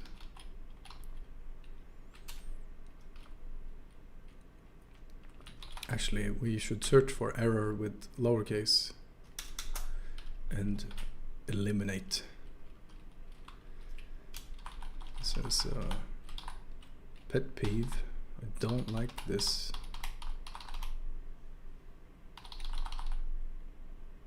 Okay, we didn't have that many. It's fine. We don't need to be triggered anymore. But all right, okay. I think that's it for now. By the way, I should ask you guys now, are there any areas you're interested in perhaps seeing videos about, seeing live streams about? The reason I'm making a difference between these is because I'm considering doing both videos and live streams. And so what that will mean is basically a video will be recorded during the day. A live stream will be done on potentially a different subject in the evening. So the live streams will probably continue being the compression UI and IM GUI. It depends a little bit what people want to see. And the videos, currently I'm thinking possibly an HTTP server, or more likely an HTTP client. And that will be something we're starting on. We're doing HTTP parsing and so on. So the first episode will probably be just starting on an HTTP header parser, right? This will be used in both a server and a client, obviously. And I'm thinking to do basically videos plus live streams, right? I did say that there was one vote for this. The reason I added that option is because it can be very tedious if someone has been made content that was videos, you know, more structured, they're not being interrupted, or they're not sort of this chaotic live stream, and then suddenly they're just doing live streams, and now the content is not the same, right? So I want to have both. And yeah, it is natural then to say the videos are on a different subject, perhaps, right? So HTTP client, I want this, you know, the reason I came up with that is basically because I want this. And I have also seen it be suggested, you know, HTTP stuff. So that might be interesting. Yeah, so asynchronous handling and so on. The HTTP client will start very simple. We might go into more interesting patterns for this, right? But it probably doesn't need to be threaded and many of those interesting things. It's going to be a little bit about establishing a TCP connection, reading data from that connection until it's done, and so on. HTTP has very, very simple patterns, right? Generally speaking. So it's fairly easy to handle this, right? From the client perspective, it's going to be a lot, you know, simpler, right? The server is going to be, of course, like we want to support multiple clients, right? And that will require basically thread pooling. We're going to do thread pooling, which involves using data pointers and so on. We may or may not. I don't think that in this particular case that we would have to, but we could also explore the command buffer pattern.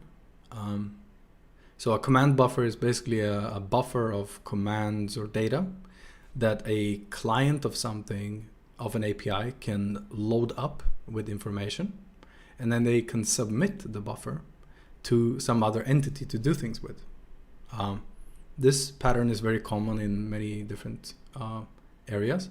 One of the most important is basically, this is effectively what graphics APIs in some ways use, right? You have a command buffer, you load that up with, you know, instructions. So these instructions can be, for example, vertices on a screen in some 3D space. And then you say, you know, let's do a frame, basically, right? Or something, right? Of course, I'm oversimplifying a lot here. But this pattern is not only useful for that, right? You can imagine this pattern being used also in a server context. We have some shared resources. We load a buffer that is unique to our thread, right? With information. And then we supply this, right? We say submit or execute or whatever it might be. And then there is actually a main thread in some ways that does the actual stuff, right? This means basically you are not letting the threads themselves actually touch this data, right? It also means in some ways that we can effectively only use command buffers. We don't have to lock anything except the command buffers themselves, right? There are two threads that are interacting with each command buffer, right? There's the user thread, and there's the server thread, right? The server thread is basically saying, I'm reading this every now and then, or whatever it might be. And the user thread is, I'm writing this every now and then, and so on. And then you can also have responses, which is a command buffer in the other direction, right? you might want to read the results of doing something, for example. And yeah, so it's certainly a pattern we want to explore at some point, but I don't know that it will be needed for the HTTP server, to be clear.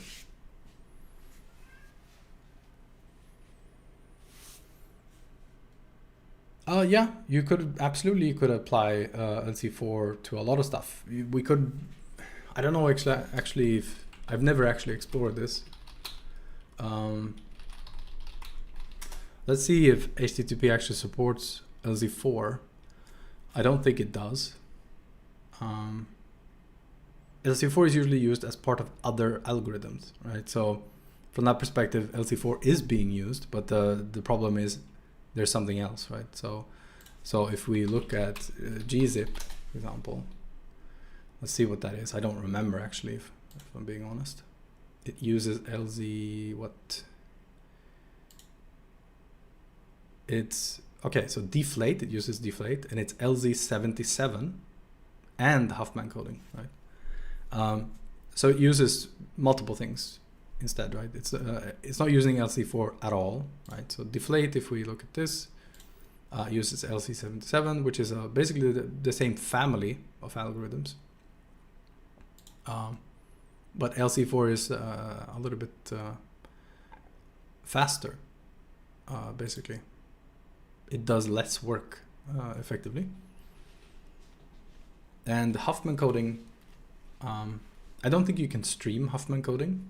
So basically, this algorithm should be unstreamable because Huffman coding is based on frequency analysis. So you check how often does this thing show up, and then you give it a coding based on that, and so on. So you won't be able to stream that, whereas LC4 is completely streamable, right? But I guess you can't use LC4 with HTTP servers.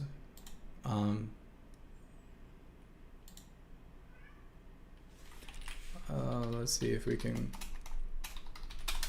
find anything else. Someone is saying on Hacker News that this was not added as a...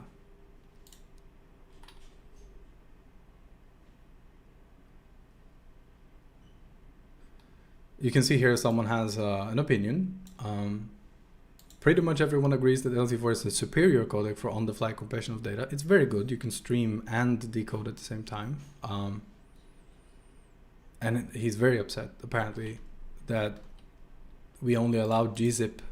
And again, gzip, if it's based on deflate, which uses Huffman coding and so on, you can't actually stream it and decode at the same time, or decompress.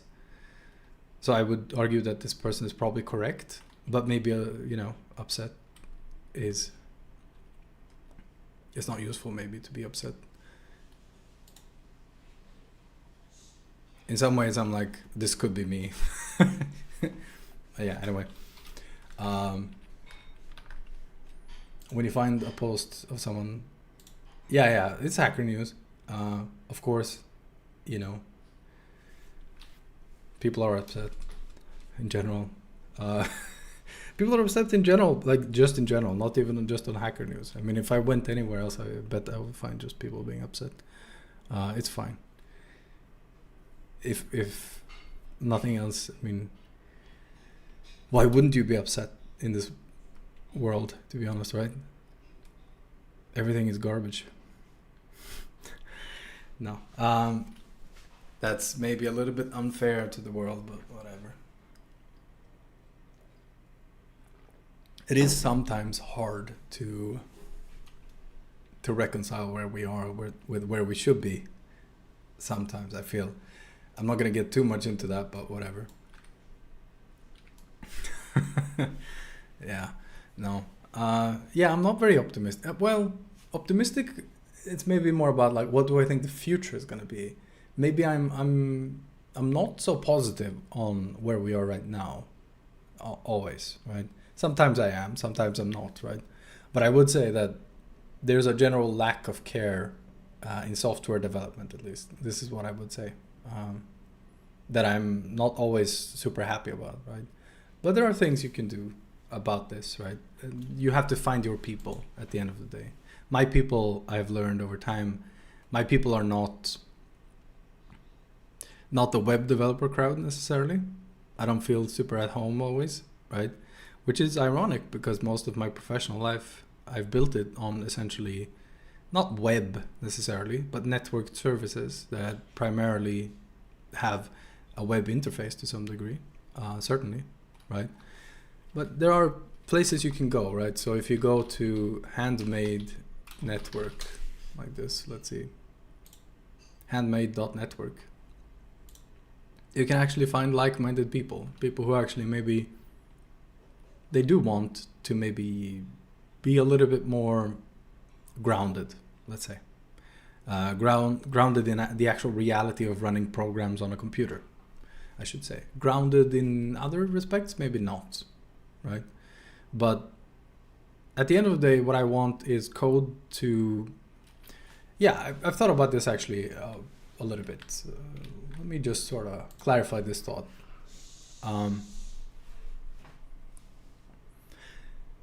One thing that I have thought about lately, right, is this idea that the code that I want to work on and actually have problems with and actually diagnose and debug is, I think that that code should have some connection to reality, right? And that maybe sounds a little bit obtuse, but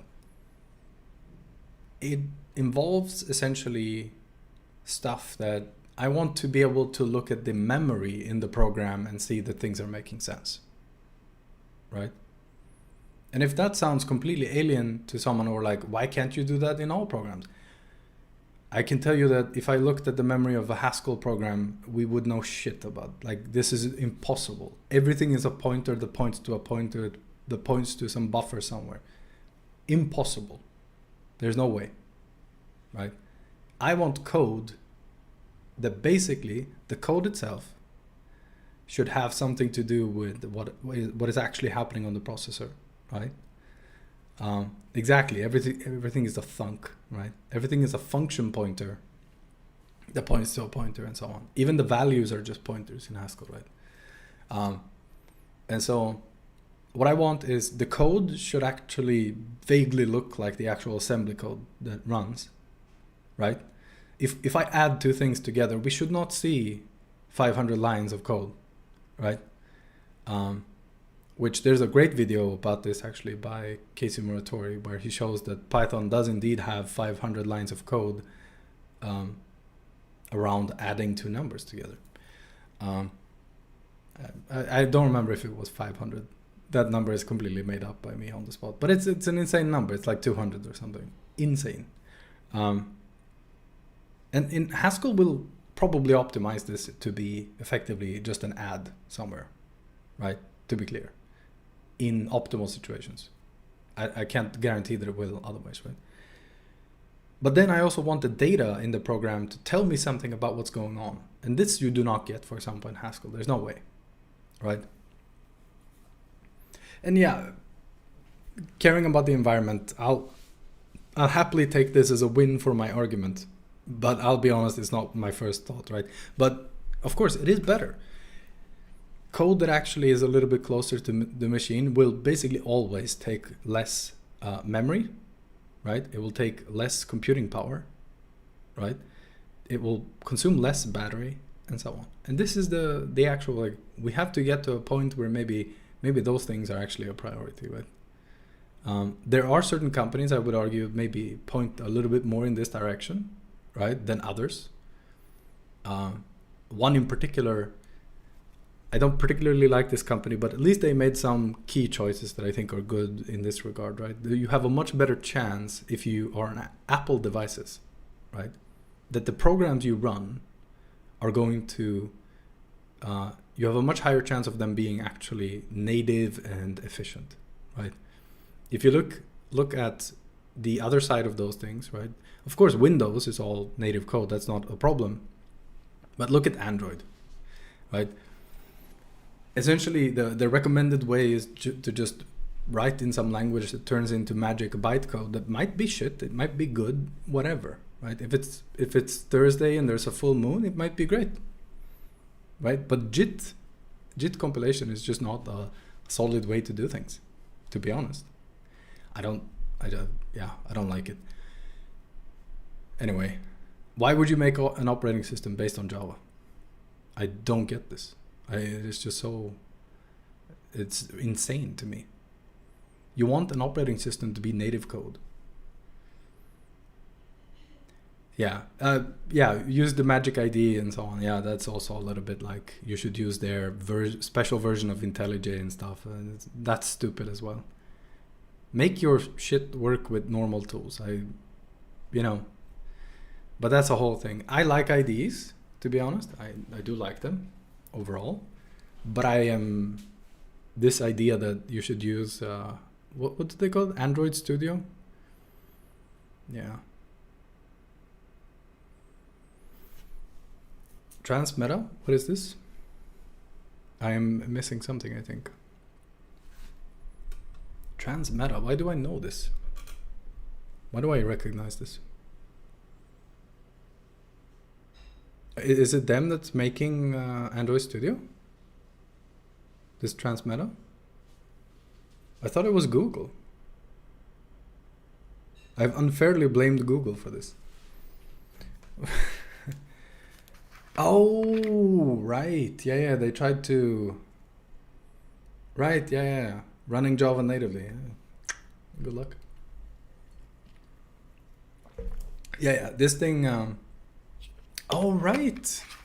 Yeah, like in the early 2000s. Hang on. In that documentary, he drove this... what do you call it? It was a coupe with the roof down and so on. I remember seeing Linus Torvalds in this. There was a documentary about Linux and so on. And he looked like, wow, he's on top of the world and so on. And he was working at Transmeta at the time. Wow, this brought back a whole lot of memories, actually. But yeah, running Java natively. Yeah, actually there are a few companies that have made the mistake of making their operating system essentially higher level, right? There was the Ouija. Is it Ouija? I think it's Ouija. Ouija console. Was it this? Ouija. Yeah, this one. This was using, it runs a modified version of Android Jelly Bean. And this, this was a complete failure, of course, as you would expect. Because they didn't even provide a lower level interface to any of these things at all. Now, I don't think that was necessarily the ultimate downfall, right?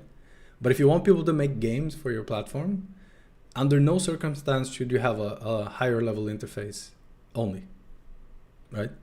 If someone wants a higher level interface, by all means, provide it to them, but they can basically only make, not good stuff, and that's fine.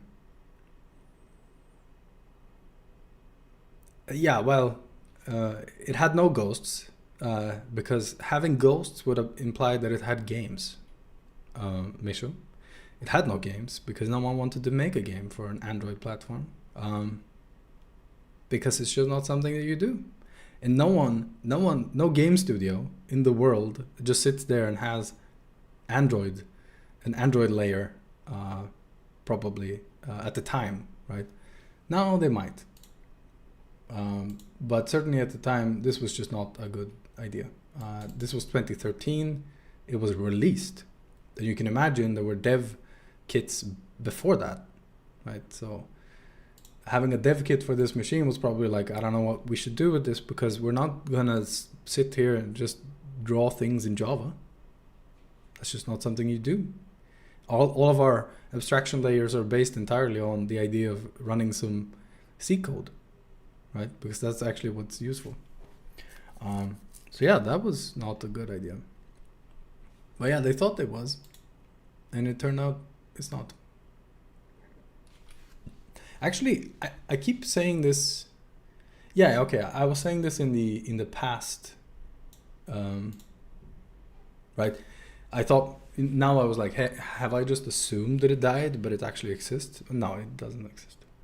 It was discontinued in 2015, which is the shortest lifetime. Oh yeah, the N-Gage. This was the one you were holding like this, right? Like it was like a phone. Hang on, let's look at that as well. Side talking. I remember that being a meme.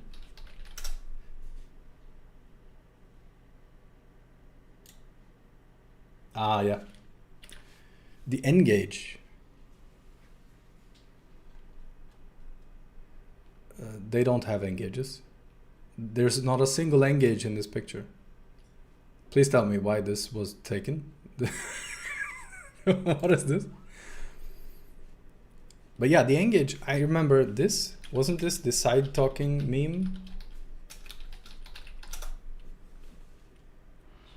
Yes, it was. Absolutely it was. Totally side talking, Nokia N-Gage style. This was one of the earliest kind of memes based on technology being embarrassing. There were so many of these. I remember images. Remember someone standing next to a fridge and just having it, or you know, this one.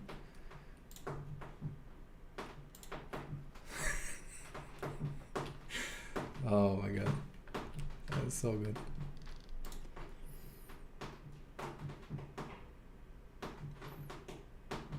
These are so good. I mean, hang on, I have to pull this stream out into a different screen. Let's see. Now I can read that, but we can also see the internet at the same time. But yeah, the N-Gage.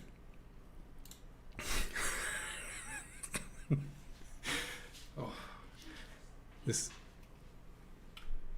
I mean, people were just posting these like crazy at the time. But yeah, the N-Gage, I literally never saw one in real life. I don't think I knew anyone who ever got one, thought about getting one. It was very strange. The entire existence of the N-Gage was just like, it should exist. But I guess it was one of those things where, yeah, no one wanted Nokia to do this. They were like, why would I buy this? Come on. Yeah, Nokia did a lot of things actually that sort of never worked out at all. They worked on their own operating system for phones, right? They were involved in Symbian at some point, right?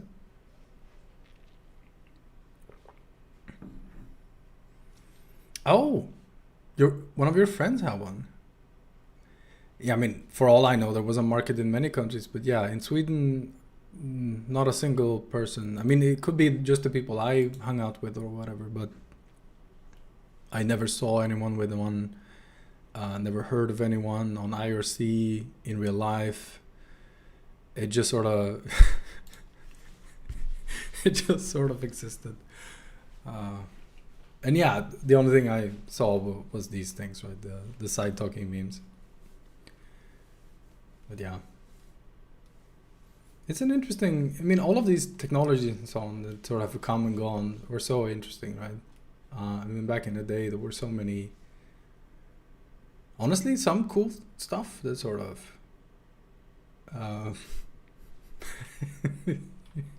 Yeah, back in the day, we didn't have that many. I mean, I don't know when the. So, I mean, if we compare this to something else, right? This came out in 2003. That's pretty early, to be honest, right? I have no idea what you could actually play on it, to be clear. But if we look at what existed at the time, this was what? The Game Boy Advance? If I'm approximately correct? Yeah, this came out in 2001, right? The PSP, right? The PlayStation Portable came out in 2004, right? So slightly later. If you, the DS will be slightly, yeah, that's also 2004, right? So there was a time when potentially the N-Gage was the thing to have, right? In terms of technology, actually, right? Potentially, I don't know anything. I mean, I don't know we haven't checked the specs of it or whatever, right? But I had at some point, at some later point, not in 2004, I couldn't afford this. Just buying stuff like this. I had a DS at some point, right? Probably 2006 somewhere. Maybe late 2005 I bought this, I don't know. Yeah, actually it came out later in the EU, right? So I had this in 2005, 2006 maybe, somewhere around there. And this was good, to be honest. The Nintendo DS was good. In terms of portable devices, I think Nintendo has done very well. You could argue it's the only thing they've done well at, maybe. I mean, in later years. Right, so there was a point to the N-Gage. It was just that, I mean, they obviously had bad marketing, and Nokia were just not known for making stuff like this, right? I think it was maybe a little bit of a gambit, and it failed, right? Like other Nokia ventures at the time. I think Nokia maybe bit off a bit more than they could chew at some point. I don't know anything about this business that they were in and what people were thinking, but I could imagine that Nokia actually maybe, you know, like they went into a market that they didn't know enough about, right? Making these operating systems, being involved in them, establishing themselves as some kind of player in that and so on. And they just sort of ended up, obviously, at some point, really, yeah, they failed, right? They got outplayed, certainly by Android at some point, and so on. I don't know. It's an interesting thing, this all of the history around these things, right? But yeah, the DS was good though. I never had a PSP. Again, that one I definitely could not afford. God damn. I mean, I don't know what it's gonna say here. $249. I don't know. I remember this being just ridiculously expensive. And of course, in Sweden, stuff is just more expensive by default. But yeah, this was just not on the cards for me to have at all. The DS I managed to buy at some point, but again, like the relative price of this, like $249 here, right? This was $149, so it's like easily just better to buy, right, for someone who doesn't have a lot of money.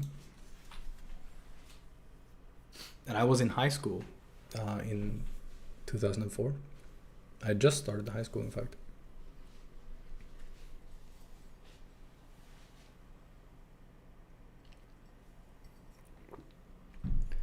Actually, yeah, I'm gonna jump out.